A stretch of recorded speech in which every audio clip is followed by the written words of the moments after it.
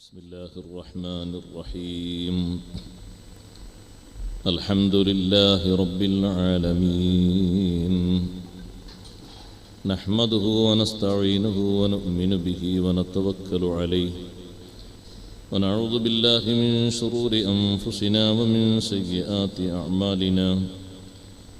من يهده الله فلا مضل له ومن يضلل فلا هادي له.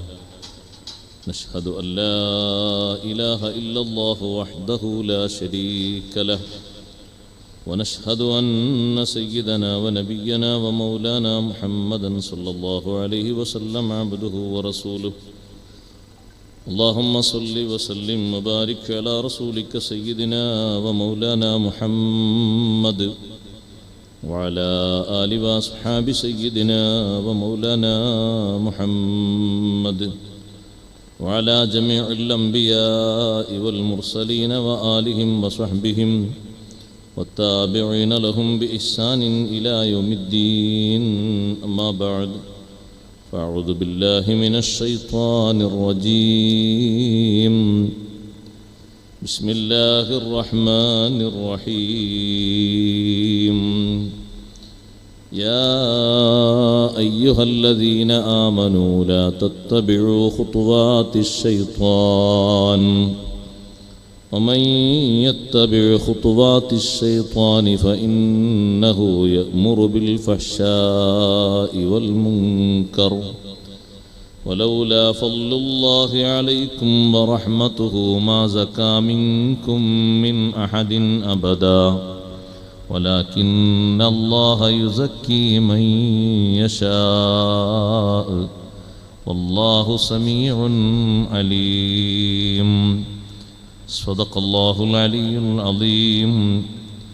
صدق وصدق وبلغ رسوله النبي الكريم، ونحن على ما قال ربنا من الشاهدين الشاكرين، والحمد لله رب العالمين. بنور رسول الله أشراقت الدنا،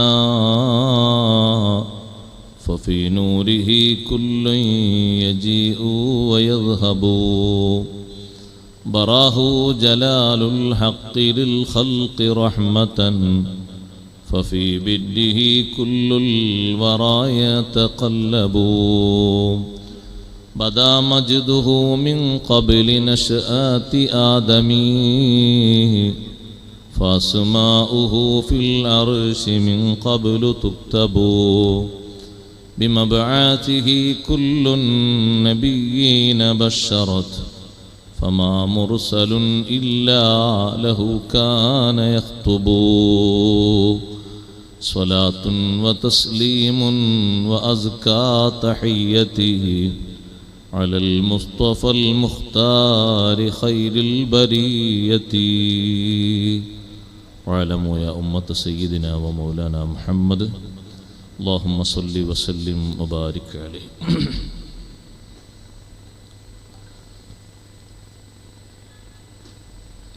അൽഹംദുലില്ലാഹ്. ബഹുമാന്യരായ ചൊല്ലിക്കോട് ഉസ്താദ് അവർകൾ നമ്മെ എല്ലാവരെയും ഇരുത്തി ചിന്തിപ്പിക്കുന്ന ഒരുപാട് ഗഹനമേറിയ വിഷയങ്ങൾ ഉൾക്കൊള്ളുന്ന നല്ലൊരു പ്രഭാഷണം നമുക്ക് നടത്തി തന്നു. അല്ലാഹു തആല അവിടുത്തേക്ക് നമ്മുടെ മുഴുവൻ ഉസ്താദുമാർ, സാദാത്തുക്കൾ, ഉമറാക്കൾ എല്ലാവർക്കും ദീനിൻ്റെ ഖിദ്മത്തിലായി ആഫിയത്തുള്ള ദീർഘായുസ്സ് നൽകി അനുഗ്രഹിക്കുമാറാകട്ടെ. നാം ഇവിടെ ഒരുമിച്ച് കൂടിയിരിക്കുന്നത് നമ്മുടെ ഈ പ്രദേശത്ത് അന്ത്യവിശ്രമം കൊള്ളുന്ന സയ്യിദ് ഇസ്മായിലുൽ ബുഖാരി ഖദ്ദസല്ലാഹു സിർറഹുൽ അസീസ് അവരുടെ ഉറൂസ് മുബാറക്കിലാണ്. എല്ലാ ആളുകളും എല്ലാ പ്രദേശങ്ങളിലും മഹാന്മാരുടെ സവിധത്തിലേക്ക് ഒഴുകിക്കൊണ്ടിരിക്കുകയാണ്. എല്ലാ മഖ്ബറയിൽ ചെന്നാലും വലിയ തിരക്ക് നമുക്ക് കാണാൻ കഴിയും. എന്താണ് ആ മഖ്ബറുകളിലൊക്കെ അത്ര തിരക്ക് രൂപപ്പെട്ടു വരാൻ കാരണം? ആ മഹാന്മാർക്ക് അല്ലാഹു നൽകിയ മഹത്വം കൊണ്ടാണ്. എല്ലാ മസാറുകളിലും വലിയ തിരക്കാണ്. കണ്ടിട്ടില്ലാത്ത ആളുകളാണല്ലോ കൂടുതൽ അവിടെ വരുന്നത്. കണ്ടവർ വളരെ കുറവാണ്. ഇന്ത്യയുടെ പ്രസിദ്ധമായ സിയാറത്ത് കേന്ദ്രമായ അജ്മീറിൽ എന്തൊരു തിരക്കാണ്. ഇപ്പം അവിടെ പോകുന്ന ആളുകൾ ആരും അജ്മീർ ഷെയ്ഖിനെ കണ്ടവരല്ല. തമിഴ്നാട്ടിലെ ഏർവാടിയിൽ എന്തൊരു തിരക്കാണ്. പ്രത്യേകിച്ച് വെള്ളിയാഴ്ച രാവിൽ വലിയ ജനക്കൂട്ടമാണ് അവിടെ തടിച്ചുകൂടുന്നത്. ഉദ്ദേശ്യ സാഫല്യങ്ങൾക്ക് വേണ്ടി, രോഗശമനത്തിനും കാര്യനിർവഹണത്തിനും വേണ്ടി പ്രാർത്ഥിക്കുന്നതിന് മഹാന്മാരുടെ സവിധത്തിലുള്ള ആ പ്രാർത്ഥനയ്ക്ക് പ്രത്യേക ഫലമുണ്ടെന്ന് മനസ്സിലാക്കി എല്ലാ ഭാഗങ്ങളിലും വലിയ തിരക്ക് അനുഭവപ്പെട്ടുകൊണ്ടിരിക്കും. ഇനി 10 ദിവസം നീണ്ടു നിൽക്കുന്ന നമ്മുടെ ഉറൂസിലും അവസാന ദിവസവും മറ്റുമൊക്കെ നമുക്കത് കാണാൻ കഴിയും. എത്ര ആളുകളാണ് ഈ മസാറിൽ വന്ന് സിയാറത്ത് ചെയ്തു പോകുന്നത്. മഹാന്മാർക്ക് അല്ലാഹു നൽകുന്ന നേട്ടം എത്രമാത്രം വലുതാണ്. അത്രയും നേട്ടം അവർക്ക് ലഭിക്കാനുള്ള കാരണം അവരുടെ ജീവിതത്തിൽ സമരം ചെയ്യേണ്ടതുപോലെ സമരം ചെയ്ത് അവർ ജീവിച്ചു എന്നതുകൊണ്ടാണ്. അതേപോലെയുള്ളൊരു സമരം നമുക്കും ഉണ്ട്. പക്ഷേ ആ സമരമുഖത്ത് നമ്മൾ ഇപ്പോഴുണ്ടോ ഇല്ലേ എന്നറിയില്ല. പ്രധാനമായും നമുക്കുള്ള സമരം ഇസ്ലാമിൻ്റെ ബദ്ധവൈരികളോടുള്ള സമരത്തേക്കാൾ വലിയ സമരം നമ്മുടെ സ്വന്തം ശരീരത്തിൻ്റെ ഹവയോടുള്ള സമരമാണ്. നമ്മുടെ ജന്മശത്രുവായ ഇബ്ലീസുൽ ലഈൻ അവനോടുള്ള സമരമാണ്. ആ 2 സമരമുഖങ്ങളും പ്രശ്നമാക്കാതെ നമ്മൾ നടക്കുമ്പോൾ നമ്മൾ അവരോട് വലിയ യോജിപ്പിലും ഐക്യത്തിലും സ്നേഹത്തിലുമായി നമ്മുടെ ശത്രുക്കളെ കൂടെ കൊണ്ട് നടക്കുന്നവരാകും. നമ്മുടെ വലിയ ശത്രുവായ ഹവ, നമ്മുടെ തടീച്ച, അതിന് വഴിപ്പെട്ടു പോകാതിരിക്കുന്നതാണ് മഹാന്മാർക്ക് അല്ലാഹു നൽകിയ വലിയ വിജയം. വഅബ്ദുൽ ഹവാ യംതാസു മിൻ അബ്ദി റബ്ബിഹി ലദാ ശഹ്വത്തിൻ ഔ ഇൻദ സ്വദ്മി ബലിയതി. ഇമാം യാഫി റളിയല്ലാഹു അൻഹു നമ്മെ പഠിപ്പിച്ചു, അബ്ദുൽ ഹവയും അബ്ദുർ റബ്ബും, ഇച്ഛക്കനുസരിച്ച് പ്രവർത്തിക്കുന്ന മനുഷ്യനും അള്ളാഹുവിൻ്റെ തൃപ്തിക്ക് വേണ്ടി ജീവിക്കുന്ന ആളും രണ്ടും വേർതിരിയുന്ന 2 സന്ദർഭങ്ങൾ. ഒന്ന് ലദാ ശഹ്വത്തിൻ, ആഗ്രഹങ്ങൾ മുന്നിട്ട് വരുമ്പോൾ പറ്റാത്ത ആഗ്രഹങ്ങളോട് വിയോജിപ്പ് കാണിക്കാൻ വലിയ സമരം നമ്മൾ ചെയ്യേണ്ടതുണ്ട്. ഭക്ഷണം കഴിക്കുന്ന ഒരാൾക്ക് മധുരം പറ്റൂല, പക്ഷെ താല്പര്യം കൂടുതൽ മധുരത്തോടായിരിക്കും. പറ്റൂല, നിങ്ങൾ ഷുഗർ ഹൈ ലെവലിലാണെന്ന് പറഞ്ഞാലും എന്നാലും ബറക്കത്തിന് കുറച്ചെങ്കിലും തൊട്ടു നോക്കാന്ന് പറയൂ. ബറക്കത്ത് എന്ന് പറഞ്ഞിട്ടെങ്കിലും ഒന്ന് മധുരം ആസ്വദിക്കാനുള്ള ഒരു താല്പര്യം കൂടുതലായി വരില്ലേ? അതിനേക്കാളും വലിയ താല്പര്യം വരും അരുതായ്മകൾ മുന്നിൽ വെളിവാകുന്ന സമയത്ത്. അതിനോട് സമരം ചെയ്ത് ജീവിക്കും അള്ളാഹുവിൻ്റെ അടിമകൾ. കാണാൻ പാടില്ല, സ്പർശിക്കാൻ പാടില്ല, പ്രവേശിക്കാൻ പാടില്ല എന്ന നിരോധനാജ്ഞകൾ ഉള്ളയിടത്ത് അതങ്ങനെ തന്നെ നിർവഹിക്കണം എന്ന് ശാഠ്യം പിടിക്കും അബ്ദുർ റബ്ബ്, അള്ളാഹുവിൻ്റെ അടിമകൾ. അങ്ങോട്ട് നോക്കാൻ പാടില്ലേ? എന്നാ പിന്നെ നോക്കേണ്ടതില്ല. അങ്ങോട്ട് പ്രവേശിക്കാൻ പറ്റൂലേ? എന്നാ പിന്നെ പോകേണ്ടതില്ല. ഒന്ന് പോയി നോക്കുക, എന്നിട്ട് എങ്ങനെ ഉണ്ട് എന്ന് നോക്കുക. പറ്റാത്തതാണോ എന്ന് വീക്ഷിക്കുക. അതിനൊന്നും അവരില്ല, മാറി നിൽക്കും. അതേസമയത്ത് അബ്ദുൽ ഹവ, താന്തോന്നിയായി ജീവിക്കുന്ന മനുഷ്യൻ, താല്പര്യങ്ങൾ, പറ്റാത്ത കാര്യങ്ങൾ വരുമ്പോൾ അവനത് സ്വാഗതം ചെയ്യും, അതിനടിമയായി ജീവിക്കും, അതിന് നേരം കണ്ടെത്തും. എത്ര വലിയ ജോലി തിരക്കിനിടയിലാണെങ്കിലും പറ്റാത്ത കാര്യങ്ങൾ നിർവഹിക്കാനുള്ള സമയം അവന്റെ ടൈം ടേബിളിൽ ഉണ്ടാകും. അത് അബ്ദുൽ ഹവക്കുള്ള ഒരു കാര്യമാണ്. തിരക്ക് പിടിച്ച കുടുംബജീവിതത്തിനിടയിലാണെങ്കിലും അവന് കാണാൻ ഏറ്റവും കൂടുതൽ ഇഷ്ടം സിനിമയാണെങ്കിൽ സിനിമക്ക് അവൻ നേരം കണ്ടെത്തും. ആ നേരൊക്കെ ഒഴിവാക്കിയിട്ട് അതൊന്നും വേണ്ട, നമ്മുടെ കുട്ടികളെ കുറച്ചു നേരം പഠിപ്പിക്കാന്ന് കരുതിയാൽ അത് പറ്റൂല. അവര് വേണമെങ്കിൽ പഠിച്ചോട്ടെ, ഈ നേരം ഇത് കണ്ടെങ്കിൽ ഇത് നടക്കൂ. അങ്ങനെ ആഗ്രഹങ്ങൾ നിറവേറ്റുന്നതിൽ പറ്റാത്ത കാര്യങ്ങൾ മുന്നോട്ട് വരുമ്പോൾ എതിർത്ത് നിൽക്കാനുള്ള കഴിവ്, അത് സഹോദരന്മാരെ അല്ലാഹു തആല പൊരുത്തപ്പെട്ട ആളുകൾക്കുള്ള കഴിവാണ്. അതിന് സ്വന്തം ശരീരത്തോടും എതിർക്കണം, ഇച്ഛയോടും എതിർക്കണം, പിശാച്ചിനോടും എതിർക്കണം. ആ ഒരു എതിർപ്പ് എല്ലാ ഘട്ടങ്ങളിലും നമ്മുടെ മുന്നിലുള്ള സമരമുഖമാണ്. വിശ്വാസി എപ്പോഴും അങ്ങനെയാണ്. അവൻ ആഗ്രഹിക്കുന്ന ഒരാഗ്രഹത്തെ അവൻ അളക്കേണ്ടത് അള്ളാഹുവിൻ്റെ മീസാന് കൊണ്ടാണ്, ശറഇന്റെ മീസാന് കൊണ്ട്. ശരീഅത്തനുസരിച്ച് എനിക്കത് പറ്റുമോ, നാട്ടുകാരൊക്കെ ഉണ്ടോ ഇല്ലേ എന്ന് നോക്കിയിട്ടല്ല, കൂട്ടുകാർ പലരും ഉണ്ടോ ഇല്ലേ എന്ന് നോക്കിയിട്ടല്ല, അള്ളാഹുവിൻ്റെ നിയമപ്രകാരം എനിക്കത് പറ്റുമോ. ഇല്ല എന്നാണ് ഒരു ചെറിയ മറുപടി കിട്ടുന്നത് എങ്കിൽ ഉടനെ മാറിയേക്കണം. ഒന്ന് നോക്കിയിട്ട് എങ്ങനെ ഉണ്ട് എന്ന് നോക്കിയിട്ട് കുഴപ്പമില്ലെങ്കിൽ സ്വീകരിക്കാം എന്ന നിലക്കല്ല. പറ്റുകയില്ല എന്നാണോ 1% അതിന് മറുപടി, എന്നാ പിന്നെ അതിലേക്ക് പ്രവേശിക്കാൻ പോണ്ട. നമ്മളത് ചെയ്യാനും പോകണ്ട, അത് കാണാനും പോകണ്ട, അത് ഒരുങ്ങാനും പോകണ്ട. വടിയോരങ്ങളിൽ ഇരിക്കുന്ന, അങ്ങോട്ടും ഇങ്ങോട്ടും ഹദീസ് പറഞ്ഞിരിക്കുന്ന സ്വഹാബിമാരോട് അഷ്റഫുൽ ഖൽഖ് റസൂലുള്ളാഹി സ്വല്ലല്ലാഹു അലൈഹി വസല്ലമ തങ്ങൾ ഉപദേശിച്ചു, ഇയ്യാകും വൽ ജുലൂസ ഫി തുറുഖാത്ത്. ചിലപ്പോഴേക്കുണ്ടാവും ചില വഴികളിൽ ഇങ്ങനെ ആരെയോ കാത്തു നിൽക്കുന്ന ചില ആളുകൾ. ആരെയെന്ന് വെച്ചാൽ പേരൊന്നും ഉണ്ടാകൂല, ആരെ കാണാനാണ് ഇരിക്കുന്നതെന്ന് ചോദിച്ചാൽ മറുപടി ഒന്നും ഉണ്ടാകൂല, വെറുതെ ഇങ്ങനെ ഇരിക്കാന്ന് പറയും. ഈ വഴിയോരങ്ങളിൽ ഇങ്ങനെ ഇരിക്കുന്നത് ശ്രദ്ധിക്കണം. സ്വഹാബത്ത് പറഞ്ഞു, അല്ലാഹുവിൻ്റെ റസൂലേ, ഞങ്ങൾ പരസ്പരം അങ്ങോട്ടും ഇങ്ങോട്ടും നല്ല സംസാരങ്ങൾ സംസാരിച്ചിരിക്കുകയാണ്. നബി സല്ലല്ലാഹു അലൈഹി വസല്ലം തങ്ങൾ പറഞ്ഞു, അങ്ങനെ സംസാരിച്ചിരിക്കണം എന്നാണ് നിങ്ങളെ താല്പര്യമെങ്കിൽ ഈ ഇരുത്തത്തിന് നിങ്ങൾ നിർവഹിക്കേണ്ട ചില ബാധ്യതകളുണ്ട്, അത് നിർവഹിക്കണം. ഒന്നാമതായിട്ട് ഗള്ളുൽ ബസർ,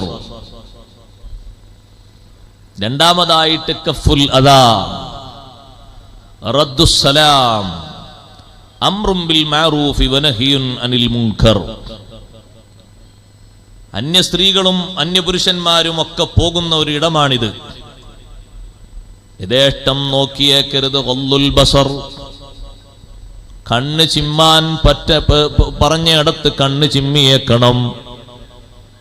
ഒരു നോട്ടം നോക്കിയിട്ട് പിന്നൊരു നോട്ടവും കൂടി നോക്കേണ്ട ഒരു ഗതികേട് വന്നേക്കരുത്. അവിചാരിതമായ ഒരു നോട്ടം സംഭവിച്ചു, രണ്ടാമത് ഒന്നിലേക്ക് നിങ്ങളെ മനസ്സ് മന്ത്രിക്കും. നിങ്ങളുടെ ഹവ നിങ്ങളോട് പറയും ഒന്നുകൂടി നോക്കിക്കോ എന്ന്. ശൈത്താൻ ഇപ്പുറത്ത് നിങ്ങളെ പ്രേരിപ്പിക്കും. ഇനി കാണാൻ പറ്റിയില്ലെങ്കിലോ, അവസാനമായൊരു കാഴ്ചയാണെങ്കിലോ ഒന്നുകൂടി കണ്ടോ. ചിലപ്പോ ശൈത്താൻ നിന്റെ വക്രബുദ്ധിയിൽ ഇട്ടു തരും, ഒരു കാഴ്ചക്ക് പ്രശ്നമില്ലല്ലോ, അതുകൊണ്ട് കണ്ണ് ചിമ്മാതെ കുറെ നേരം അങ്ങ് നോക്കിയാൽ മതി. കണ്ണ് നീ ചിമ്മുമ്പോഴല്ലേ ഒന്ന് എന്ന് പറയുക. കണ്ണ് ചിമ്മണ്ട, ചിമ്മാതെ കുറെ നേരം അങ്ങ് നോക്കിക്കോ. കണ്ണിന്റെ പോളകൾ ഇമവട്ടാതെ കുറെ നേരം നോക്കിക്കോ, ഒരു നോട്ടമായിട്ടല്ലേ കൂട്ടൂ. അങ്ങനെയൊക്കെ നിന്റെ ബുദ്ധിയിൽ ശൈത്താൻ വന്ന് പിന്തിരിപ്പൻ ശൈലി തന്നേക്കും.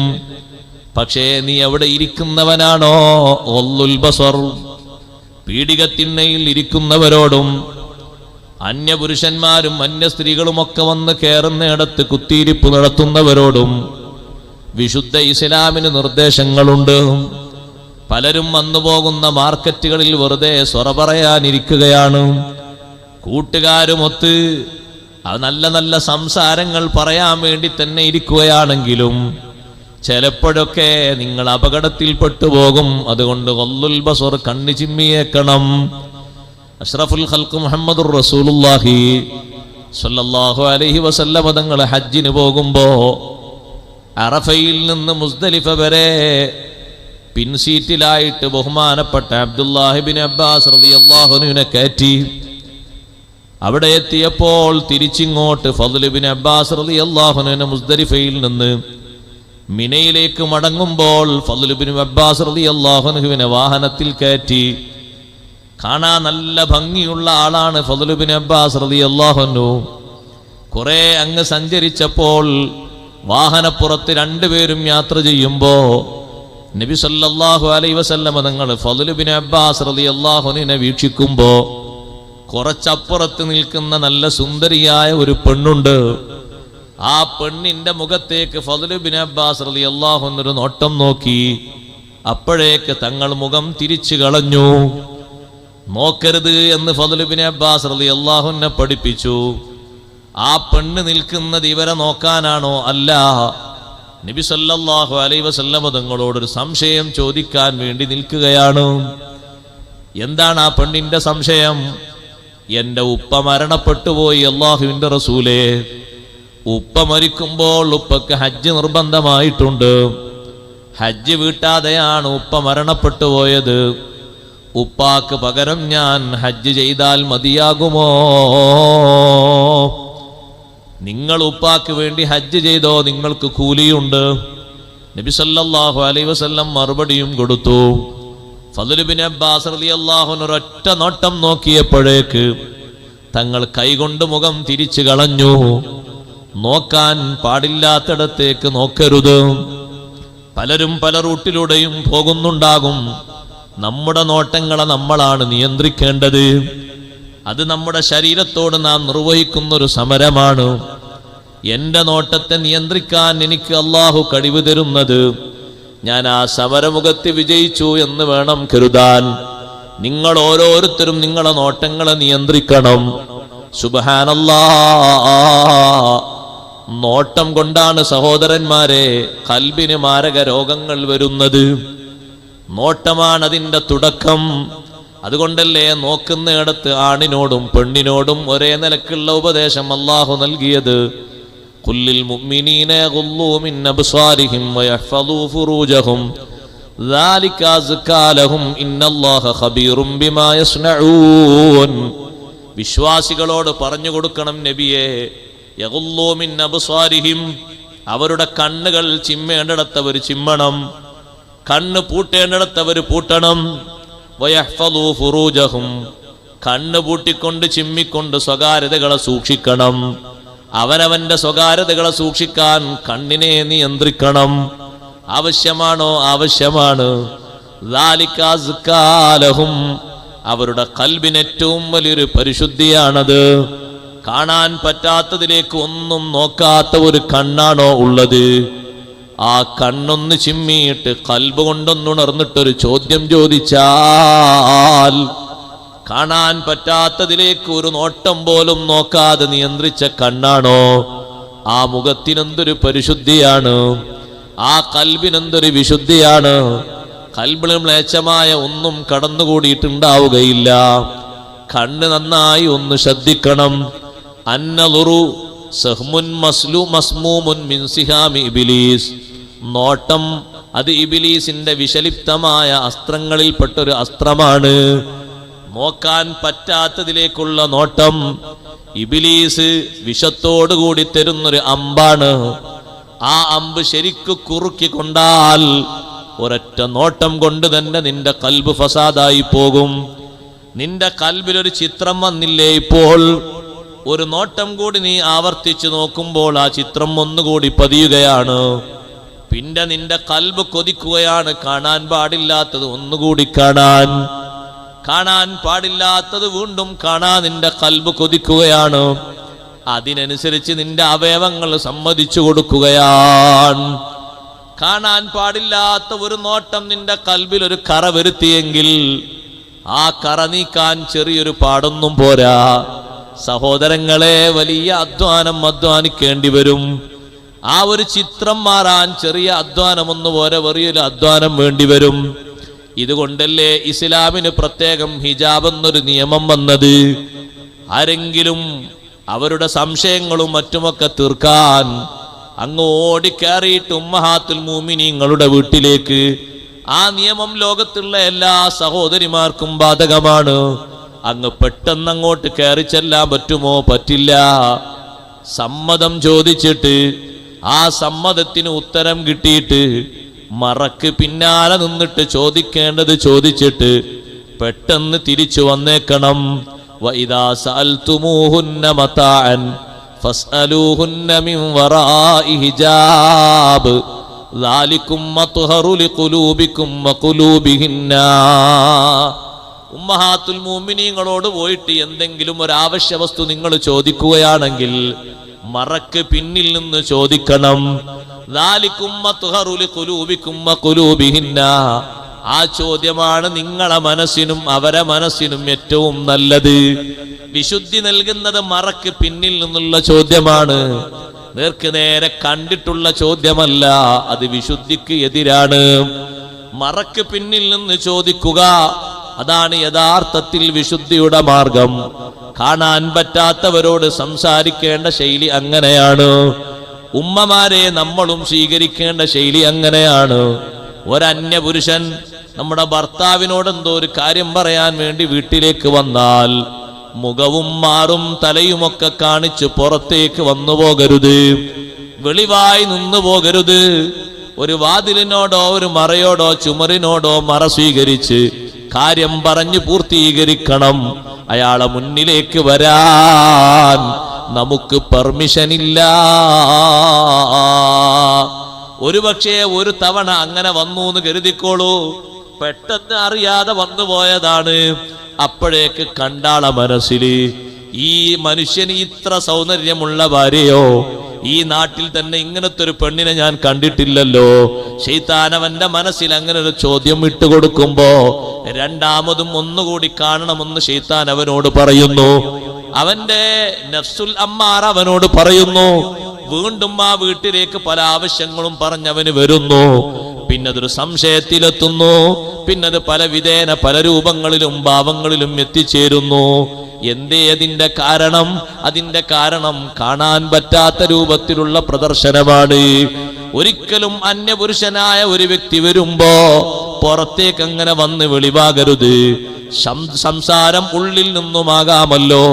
വാതിലിനപ്പുറത്ത് നിന്ന്, ചുമരിനപ്പുറത്ത് നിന്ന്, വിരിക്കപ്പുറത്ത് നിന്ന് സംസാരിക്കേണ്ടത് സംസാരിച്ച് പിരിഞ്ഞു പോയേക്കണം. എത്ര കൃത്യമായിട്ടാണ് വിശുദ്ധ ഇസ്ലാം നമ്മോട് നമ്മുടെ ഖൽബ് സൂക്ഷിക്കുന്നതിന് വേണ്ടി തെറ്റായ ഒരു കാര്യങ്ങളും നോക്കാൻ ഇടവരരുത് എന്ന് കരുതിയിട്ടല്ലേ. സ്വന്തം പെങ്ങളെ വീട്ടിലേക്ക് ഞാൻ കയറുമ്പോ, അല്ലാഹുവിന്റെ റസൂലേ, എന്റെ സ്വന്തം രക്തത്തിന്റെ ഭാഗമാണ് എന്റെ പെങ്ങൾ, തൊട്ടാല് വുളു മുറിയാത്തതല്ലേ എന്റെ പെങ്ങള്. ആ പെങ്ങളെ വീട്ടിലേക്ക് ഞാൻ കയറുമ്പോ സമ്മതം ചോദിക്കണോ? നബി സല്ലല്ലാഹു അലൈഹി വസല്ലം തങ്ങളെ മറുപടി വേണ്ടാന്നല്ല. ആ പെണ്ണിനും നിങ്ങൾക്കും കാണാൻ പറ്റാത്ത എന്തോ ഒരു സാഹചര്യം വന്നുപോയാൽ എന്നേക്കും അത് വിഷമമാകൂലേ? അതുകൊണ്ട് സമ്മതം ചോദിക്കലാണ് സുന്നത്ത്. കാണാൻ പറ്റാത്തത് കാണേണ്ടി വന്നാലോ എന്ന് കരുതിയിട്ടാണ്. ലാ തദ്ഖുലൂ ബുയൂതൻ ഗൈറ ബുയൂതികും ഹത്താ തസ്തഗ്രിസൂ വതുസല്ലിമൂ അലാ അഹ്ലിഹാ ദാലികും ഖൈറുൽ ലക്കും ലഅല്ലകും തദക്കറൂൻ. വിശ്വാസികളെ, നിങ്ങളുടെ വീടല്ലാത്ത വീട്ടിലേക്ക് നിങ്ങൾ പ്രവേശിക്കുമ്പോ, സ്വന്തക്കാരുടെ വീടാകട്ടെ അയൽക്കാരുടെ വീടാകട്ടെ, സ്വന്തം ജേട്ടന്റെയോ അനുജന്റെയോ വീടാകട്ടെ, മറ്റു വീടുകളിലേക്ക് നിങ്ങൾ പ്രവേശിക്കുമ്പോ സമ്മതം ചോദിച്ച് സലാം പറഞ്ഞു വേണം വീട്ടിലേക്ക് കയറാൻ. അന്യ പെണ്ണുങ്ങളല്ലാതെ ആരും അവിടെ ഇല്ലെങ്കിലോ ഒരു മറയോട് ഇപ്പുറത്ത് ചാരി നിന്ന് പറയേണ്ട കാര്യം അവരെ മുഖത്തേക്ക് നോക്കാതെ പറഞ്ഞു തീർത്ത് പെട്ടെന്ന് അവിടെ നിന്ന് സലാമത്താകണം. ഒരു നോട്ടം നമ്മുടെ വകൊരു സംഭാവനയായി കൊടുക്കേണ്ടതില്ല. സ്വന്തം പെങ്ങളെ വീട്ടിലേക്ക് ഒരാൾ കയറി ചെല്ലുമ്പോ ആ പെണ്ണൊരു പക്ഷേ ശരീരത്തിന്റെ വസ്ത്രഭാഗങ്ങൾ വെളിവാക്കി എന്തെങ്കിലും സുന്നത്തായ ഒരു കാര്യം നിർവഹിക്കുകയാണെങ്കിൽ പെട്ടെന്ന് ഇയാൾ കയറി ചെല്ലുമ്പോ ആ പെണ്ണിന് തന്നെ നാണം തോന്നിപ്പോകും.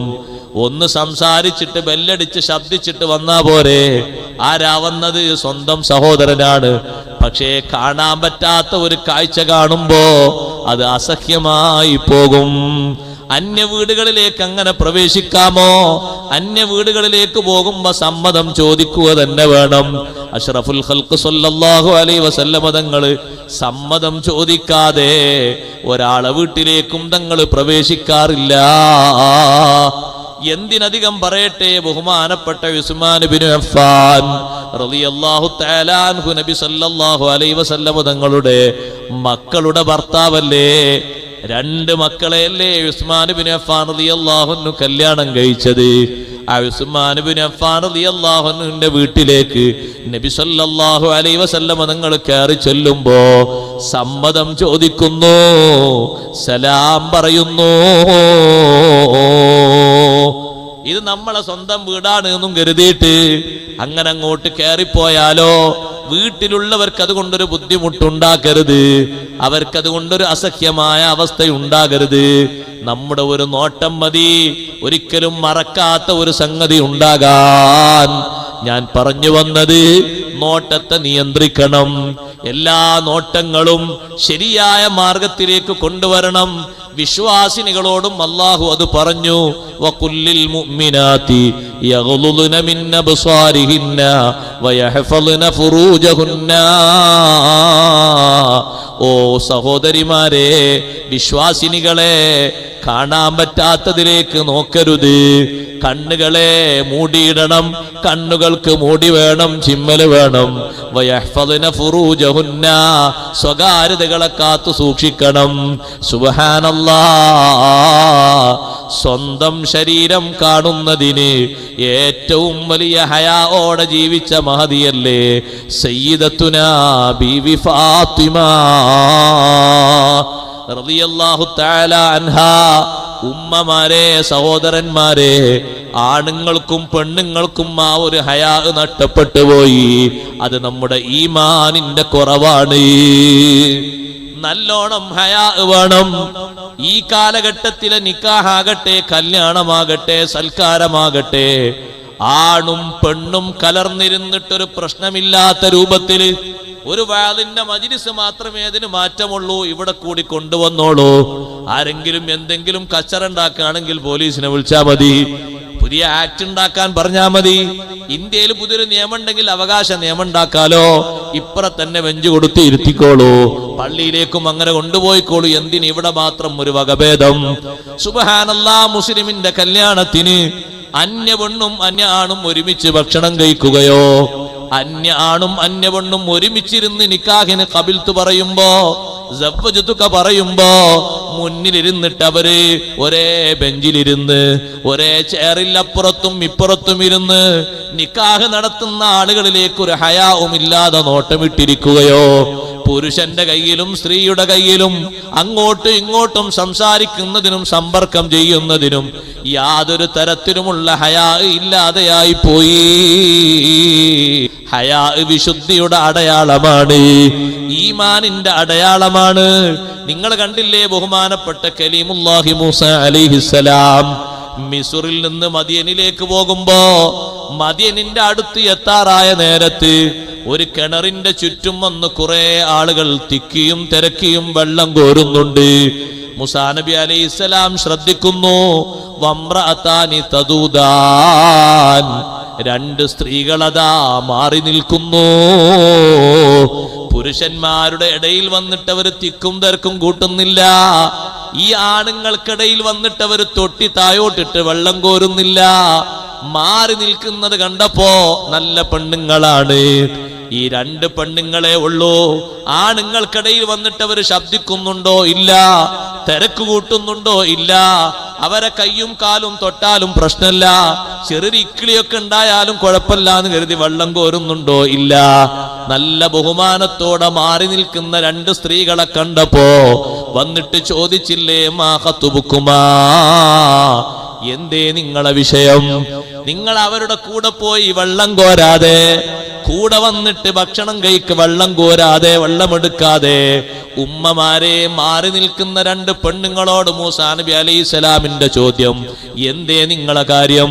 അവര് പറഞ്ഞു, ഖാലതാലാ നസ്ഖി ഹത്താ യുസ്ദിറർ റിആ, ഈ ആട്ടിടയന്മാര് മുഴുവനും വെള്ളം കോരി പാനപാത്രങ്ങളിൽ നിറച്ച് അവരിവിടുന്ന് മടങ്ങുന്നത് വരെ ഞങ്ങൾ വെള്ളം കോരാറില്ല, വെള്ളമെടുക്കാൻ പോകാറില്ല.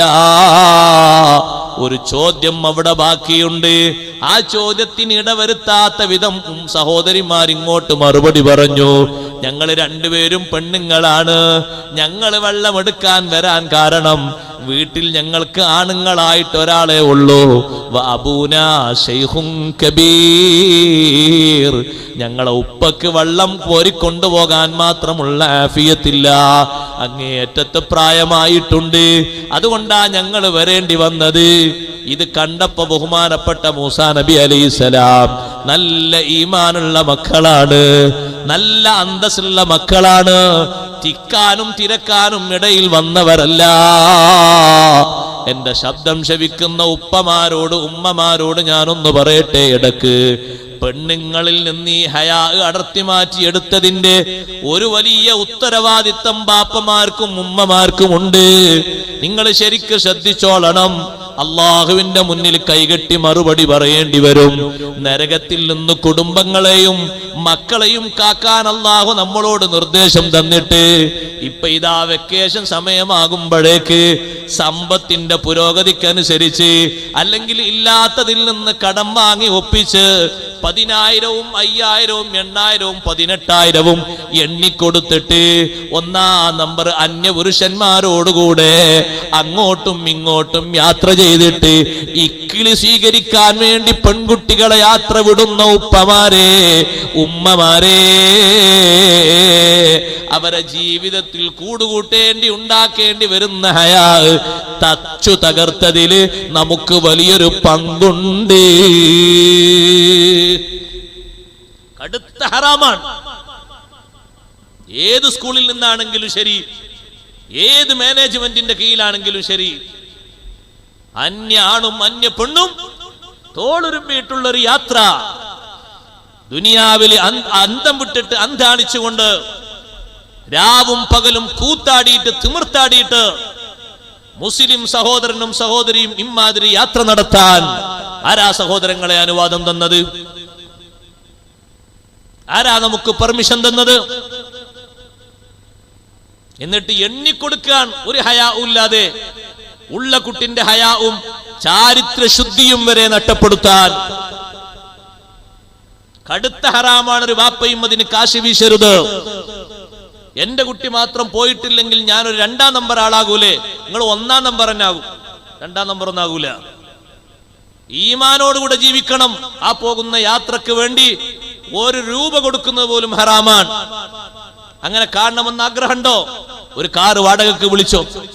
നിങ്ങളും നിങ്ങളെ മക്കളും ഭാര്യയും കൂടി ഓരോ സ്ഥലത്തും പോയി സിയാറത്ത് കാഴ്ച സ്ഥലങ്ങൾ കണ്ട് നല്ല റാഹത്തോടെ തിരിച്ചു വന്നു. ഒരന്യപുരുഷന്റെ കൂടെയും വേട്ടയാടാൻ, ഒരന്യപുരുഷനും നിങ്ങളെ പെണ്ണിന്റെ ശരീരം കാഴ്ചവെക്കാൻ, ഒരന്യപുരുഷനും തോള് ചേർത്തിയിട്ട് അവിടെ ഉല്ലസിക്കാൻ, അധ്യാപകന്മാർ പോലും പോകാത്ത മണിക്കൂറുകൾ പുരുഷന്മാർക്കും സ്ത്രീകൾക്കും കൂത്താടാൻ വേണ്ടി വിട്ടുകൊടുക്കുന്ന രംഗത്തിന് വേണ്ടി സാക്ഷിയാകാൻ ഒരൊറ്റ ആണിനും പെണ്ണിനും ബാപ്പമാര് കാശ് വീശരുത്, ഉമ്മമാര് കാശുണ്ടാക്കി കൊടുക്കരുത്. നമ്മുടെ മക്കളുടെ ഈമാനും ഹയാവും തച്ച് തകർക്കുന്നതിൽ മുഖ്യ പങ്ക് വഹിച്ചതിന്റെ ഒരു പ്രധാനപ്പെട്ട കാര്യം ഈ യാത്രകളാണെന്ന വിഷയത്തിൽ സന്ദേഹമില്ല. നമ്മൾ ശരിക്കാലോചിക്കണം. നമ്മൾ മഹാന്മാരെ മാനിച്ചുകൊണ്ടാണ് ഉറൂസിന് വന്നത്. അവര് പടുത്തുയർത്തിയൊരു ഈമാനുണ്ട്, അവര് പടുത്തുയർത്തിയൊരു വിശുദ്ധിയുണ്ട്. അതിന് കത്തിവെക്കുന്ന നാമമാത്ര മുസ്ലിങ്ങളാകരുത്. നമ്മള് പിശാചിന്റെ ചാബല്യങ്ങൾക്ക് ചിറക് മുളച്ചു കൊടുക്കുന്ന, അതിന് കൊടി തൂക്കിക്കൊടുക്കുന്ന, സിന്ദാബാദ് പറയുന്ന ആളുകളാകരുത്. പിശാചിനോട് സമരം ചെയ്ത് അവന്റെ മുഖങ്ങളെ തോൽപ്പിക്കുന്ന അള്ളാഹുവിന്റെ അടിമകളിൽപ്പെട്ട് ജീവിക്കാൻ പക്വതയുള്ള ആളുകളായിട്ട് നമ്മൾ വളരണം. നമ്മുടെ കുട്ടിക്ക് കാഴ്ചാസ്ഥലം കാണണോ? ഒരു കാറ് വാടകയ്ക്ക് എടുത്തോളൂ. നിങ്ങൾ കോട്ടാങ്കിൽ നിങ്ങൾ ഓട്ടിക്കോളൂ, ഡ്രൈവറെ വിളിച്ചോളൂ. ഭാര്യയും മക്കളൊക്കെ കണ്ടോട്ടെ, സുന്നത്തല്ലേ. മസാറുകളിൽ പോയി കാഴ്ചാസ്ഥലം കണ്ട് തിരിച്ചു വന്നോളൂ. അന്യ പുരുഷന്മാരുടെ കൂടെ, പീറച്ചക്കന്മാരുടെ കൂടെ നിങ്ങളെ മക്കളെ താന്തോന്നിത്തരം ചെയ്യാൻ വേണ്ടി, അനാവശ്യത്തിന് വേണ്ടി, അവരുടെ സ്വകാര്യതകൾ മുഴുവനും വെളിവാക്കി ഫോട്ടോ എടുക്കുന്നതിന് വേണ്ടി, ശരീര സ്പർശനം നടത്തുന്നതിന് വേണ്ടി, ഒന്നിച്ചിരുന്ന് ഉല്ലസിക്കുന്നതിനും കൂത്താടുന്നതിനും ഉറങ്ങുന്നതിനും ചുറ്റിക്കടങ്ങുന്നതിനും ഒരൊറ്റ മിനിറ്റ് വിട്ടുപോയാൽ ആ പെണ്ണിൽ എന്നേക്കുമായി കാത്തു സൂക്ഷിക്കേണ്ട ഹയാ, ഈമാനിന്റെ ഏറ്റവും വിശുദ്ധമായ ഒരു തലം, അത് തകർക്കുന്നതിൽ നമ്മൾ സഹായിച്ചു എന്ന് വേണം പറയാൻ. നമ്മളാണ് അതിന്റെ കാരണക്കാര്, നമ്മളാണ് അതിന്റെ ഉത്തരവാദികള്. ബോധപൂർവം ഞാൻ പറയുകയാണ്. സങ്കടമുണ്ട് സഹോദരങ്ങളെ കാര്യം പറയുന്നതിൽ. എന്റെ ശബ്ദം ശവിക്കുന്ന ഒരൊറ്റ ഉമ്മയും അതിനുവേണ്ടി ആഗ്രഹിച്ചു പോകരുത്. പിശാചിന്റെ പാതയമാണത്. ഒരു പെണ്ണും ഒരാണും, നിങ്ങൾ നോക്ക്, ഒരു പെണ്ണും ഒരാണും ഒരു സ്ഥലത്ത് ഒരുമിച്ചിരുന്നിട്ട് സംസാരിക്കാൻ പറ്റുമോ? അവിടെ മാത്രമേ നമുക്ക് മസല അറിയുള്ളൂ അല്ലേ? എന്റെ റൂമിൽ വന്നിട്ട് ഒരു പെണ്ണ് സംസാരിക്കണമെങ്കിൽ ഞാൻ ആരാകണം, പെണ്ണാരാകണം? എന്റെ റൂമിൽ, ഞാൻ ഈ പള്ളിയിൽ ഖത്തീബ, നിങ്ങൾ കൂട്ടിക്കോളൂ, ഉസ്താദ് അവർക്കുണ്ട്. എന്റെ റൂമിൽ വന്നിട്ട് ഒരു പെണ്ണ് എന്നോട് മുഖാമുഖം സംസാരിക്കണമെങ്കിൽ ഞാൻ ആരാകണം, പെണ്ണാരാകണം? ഇജിത്തിമായിന് ഒന്ന് ഒരുമിച്ച് കൂടുന്നതിന് ഞങ്ങൾ രണ്ടുപേരും ആരാകണം എന്നാ മഹാന്മാര് പഠിപ്പിച്ചത്. സൈനുദ്ദീൻ മഖ്ദൂം റളിയല്ലാഹു അൻഹു പഠിപ്പിച്ചത്, സംസാരിക്കുന്ന ആള് സുഫിയാൻ സൗരി റളിയല്ലാഹു അൻഹു പോലെ ഗ്രേഡിലെത്തണം. സംസാരിക്കുന്ന പെണ്ണ് റാബിയത്തുൽ അദവി റളിയല്ലാഹു അൻഹ ഗ്രേഡിലെത്തണം. നിങ്ങളെ മക്കളൊക്കെ ആ ഗ്രേഡിലാ? നിങ്ങളെ ആൺകുട്ടികളൊക്കെ ഈ ഗ്രേഡിലാ? തോളും പിടിച്ച് നടക്കാൻ, ഒരുമിച്ചിരുന്ന് കിന്നാരം പറയാൻ, എല്ലാ ഐസ്ക്രീമുകളും മറ്റും വാങ്ങിച്ച് അങ്ങോട്ടും ഇങ്ങോട്ടും ചുണ്ടോട് ചേർത്ത് കൊടുക്കാൻ, ഹറാമിന്റെ കൂത്തരങ്ങളാണ്. അതിന്റെ പിന്നിൽ പ്രവർത്തിക്കുന്ന ഒരു ഒളിയ അജണ്ട മുസ്ലിമിന്റെ സംസ്കാരവും ഈമാനും തകർക്കുന്നതിന് ഉണ്ടോ എന്ന് ബോധപൂർവം സംശയിക്കേണ്ടിയിരിക്കുന്നു. ചില ആളുകൾക്ക് അങ്ങനെ ഒരു നിയ്യത്തുണ്ടാകും. ഇസ്ലാമിന്റെ ഇസ്സത്തും മൂമിനിന്റെ പാരമ്പര്യവും ഈമാനൊക്കെ തകർക്കുന്നതിന് ഇതേ മാർഗമുള്ളൂ. അങ്ങനല്ലേ? മഹാന്മാരോടുള്ള മഹബത്ത് തകർക്കലല്ലേ ബ്രിട്ടീഷുകാർ കാര്യമായി എടുത്ത പണി. ബ്രിട്ടീഷുകാർ നമ്മുടെ നാട്ടിൽ വന്നപ്പോ മുസ്ലിങ്ങളെ മുഴുവനും അവർ കാണുന്നത് എങ്ങനെയാണ്?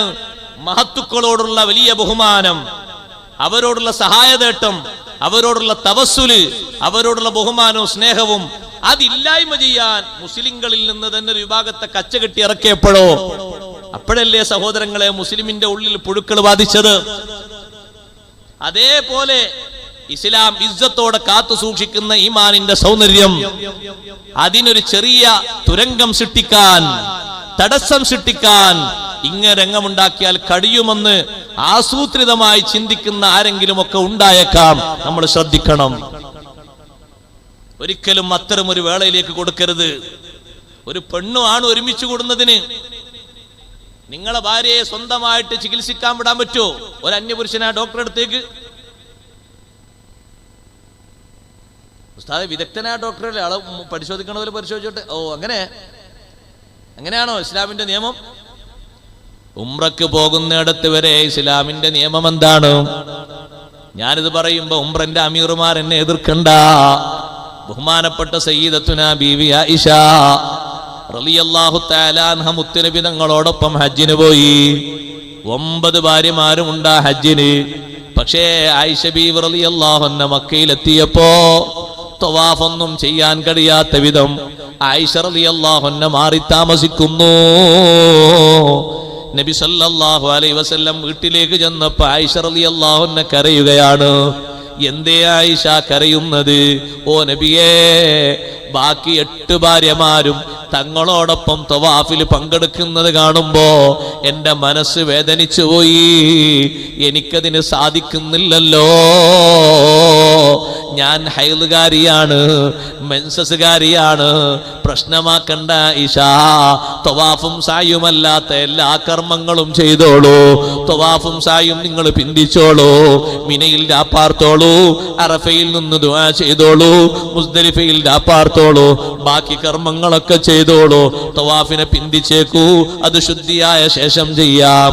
ആയിഷ റളിയല്ലാഹു അൻഹാ ഹജ്ജും ഉംറയും ഒക്കെ ഒരുമിച്ച് ഇഹ്റാം ചെയ്ത് നിർവഹിച്ച ശേഷം വാദി മുഹസ്സബിലേക്ക് നബി സല്ലല്ലാഹു അലൈഹി വസല്ലം തങ്ങൾ പുറപ്പെടാൻ വേണ്ടി ഒരുങ്ങുമ്പോ, അല്ലാഹുവിന്റെ റസൂലേ, ഈ ഇരിക്കുന്ന ഭാര്യമാരൊക്കെ സെപ്പറേറ്റ് ഉംറ നിർവഹിച്ചവരാണ്.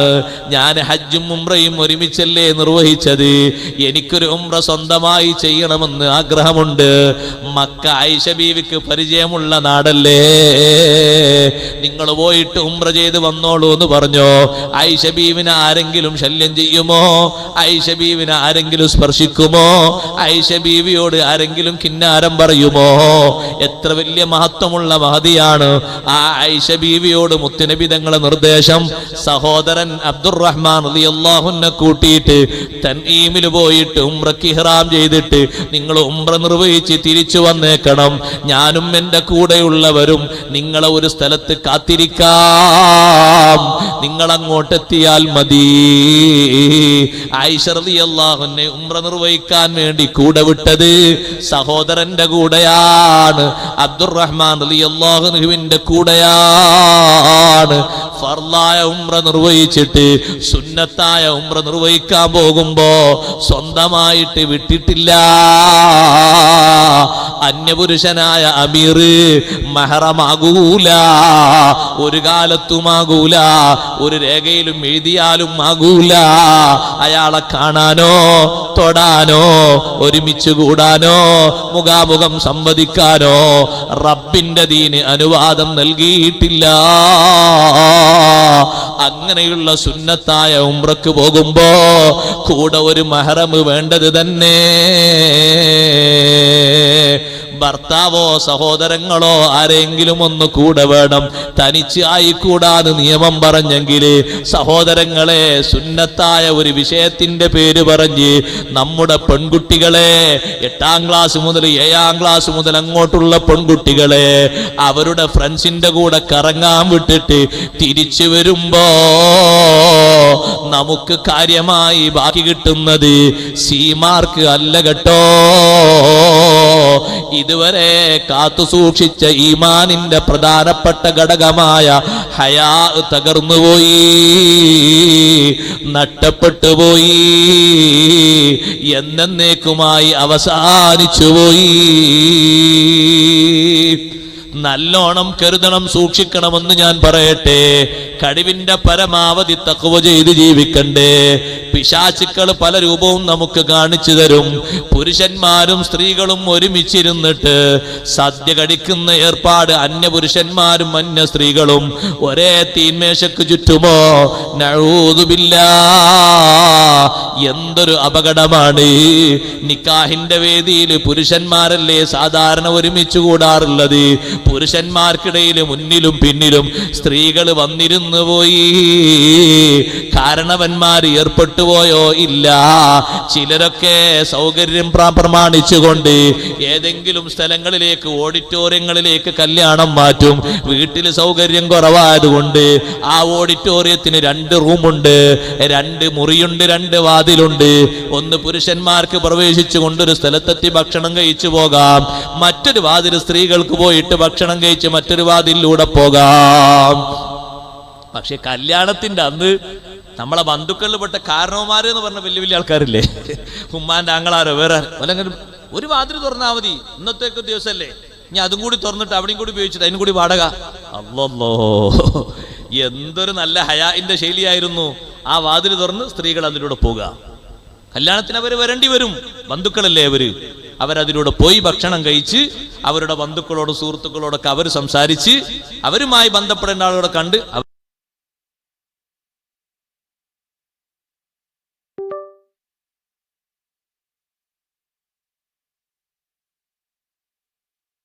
രണ്ടൂട്ടർ ഇതിൽ പോയിക്കോളൂ.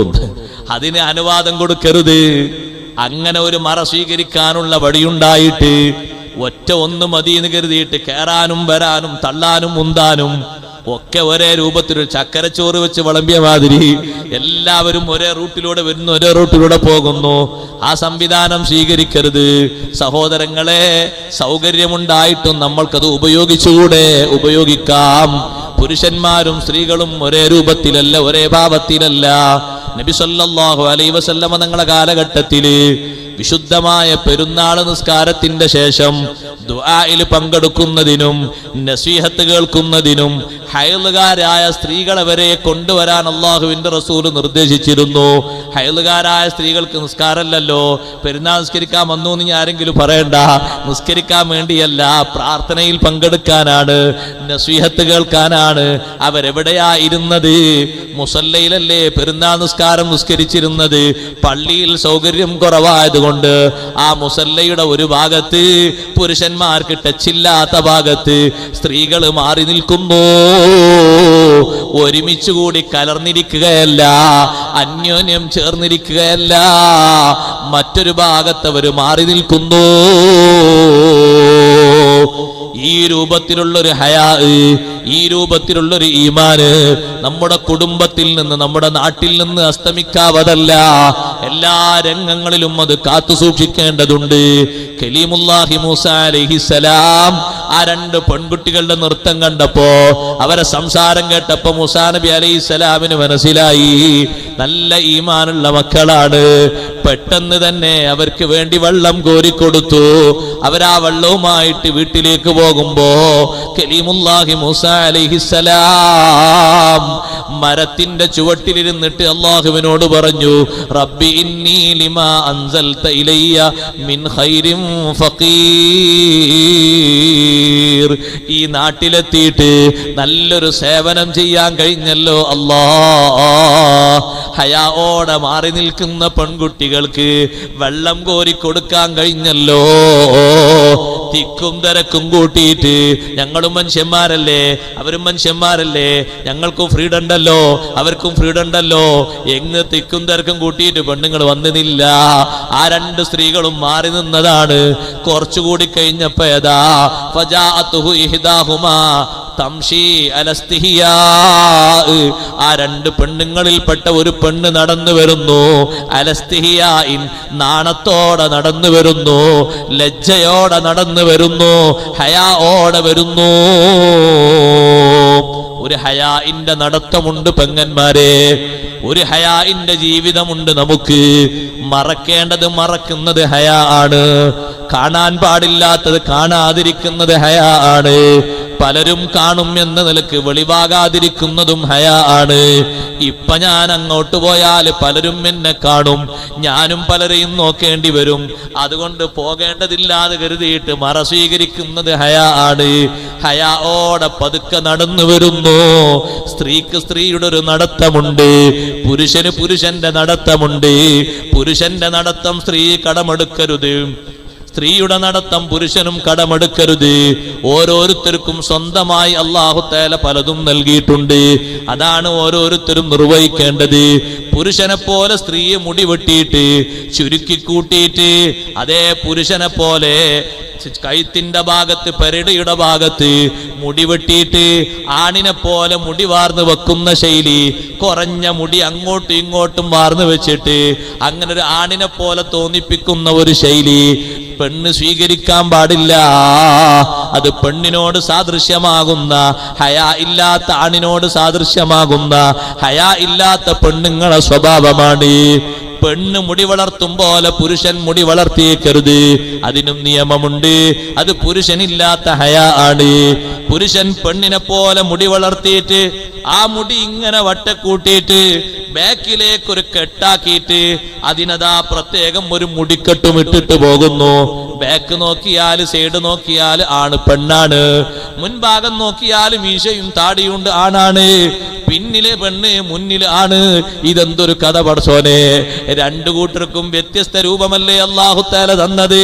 വമാ ഖലഖൽ ദക്കറ വൽ ഉൻസാ ഇന്ന സഅയകും ലശത്താ.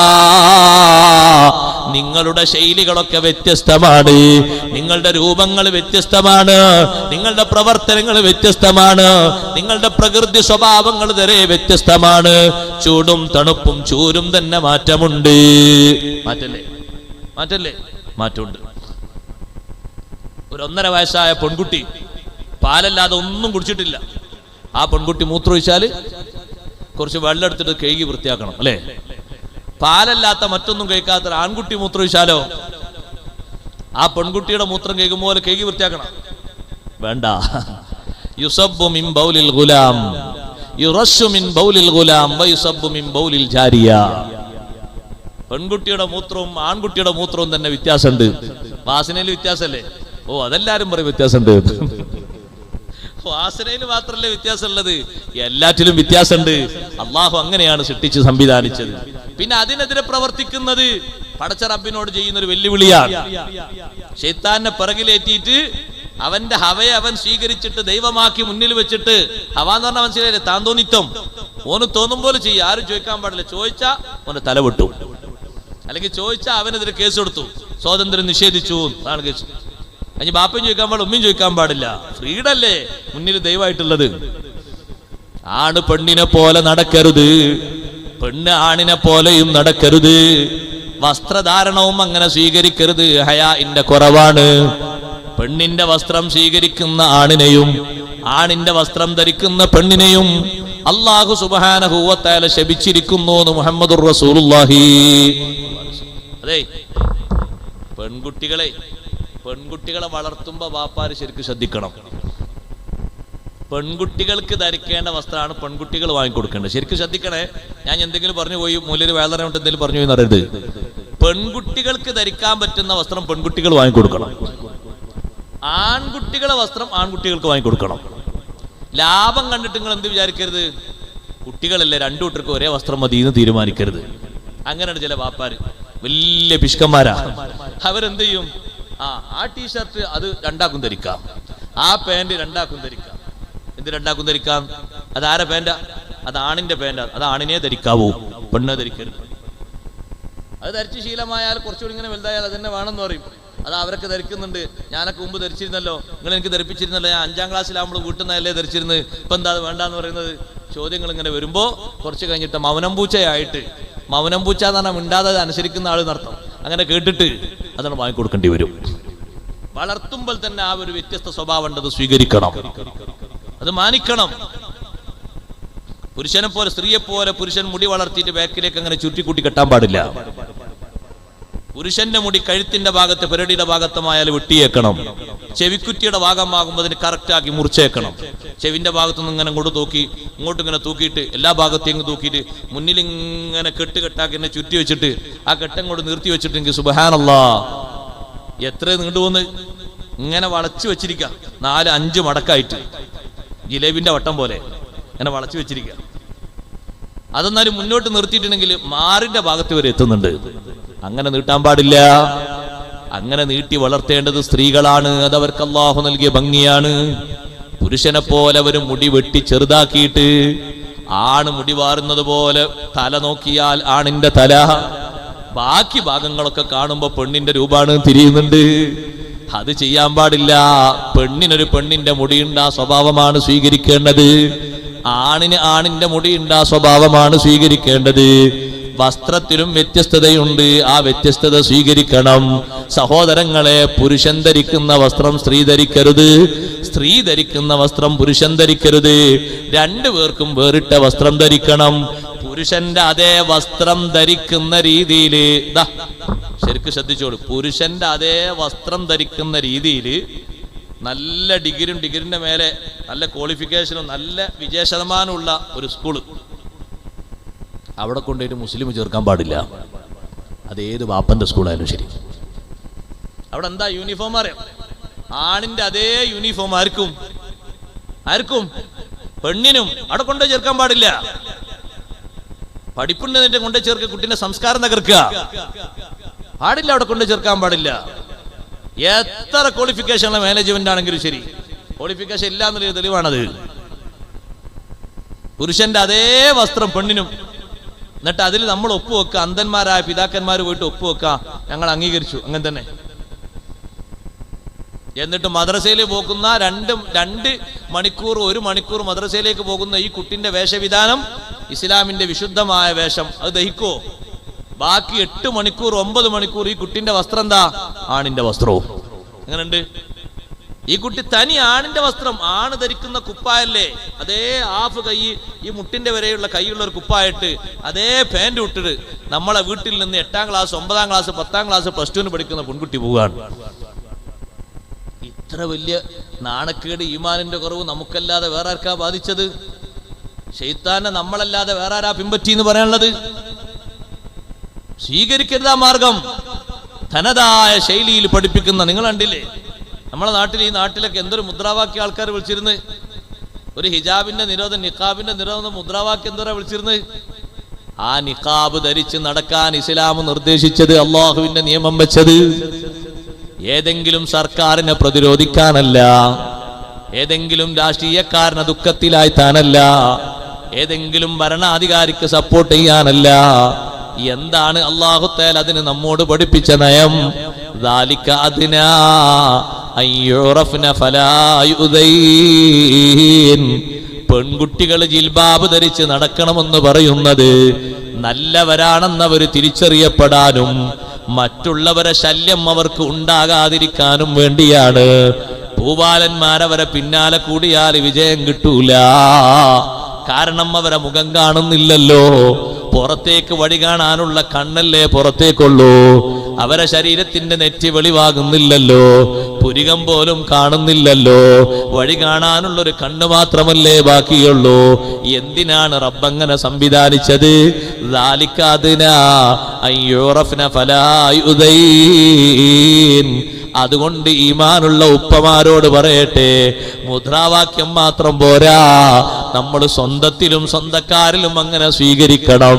നമ്മുടെ മക്കൾ ഇപ്പുറത്ത് നമ്മൾ മുദ്രാവാക്യം ചെയ്യാ, അപ്പുറത്ത് നമ്മളെ മക്കളെ പഠിക്കാൻ വിടുമ്പോ ആൺകുട്ടിയുടെ പാൻറ്റും ആൺകുട്ടിയുടെ ഷർട്ടും ധരിച്ച് ഒരു ചെറിയ ഷാളും തോളിലിട്ട് തലയിലൊരു തട്ടമുണ്ടോ ഇല്ല, മറച്ചിട്ടുണ്ടോ ഇല്ല, മക്കനയുണ്ടോ ഇല്ല, ഫുൾ കൈയുണ്ടോ ഇല്ല, അങ്ങനെ പഠിപ്പിക്കാൻ വിടുമ്പോ സമൂഹത്തിൽ നിന്ന് നമ്മൾ പിഴുതുമാറ്റുന്നത് ഈമാനിന്റെ പ്രധാനപ്പെട്ട ഒരു ഭാഗമാണ്, സംസ്കാരമാണ്, ഹയാ.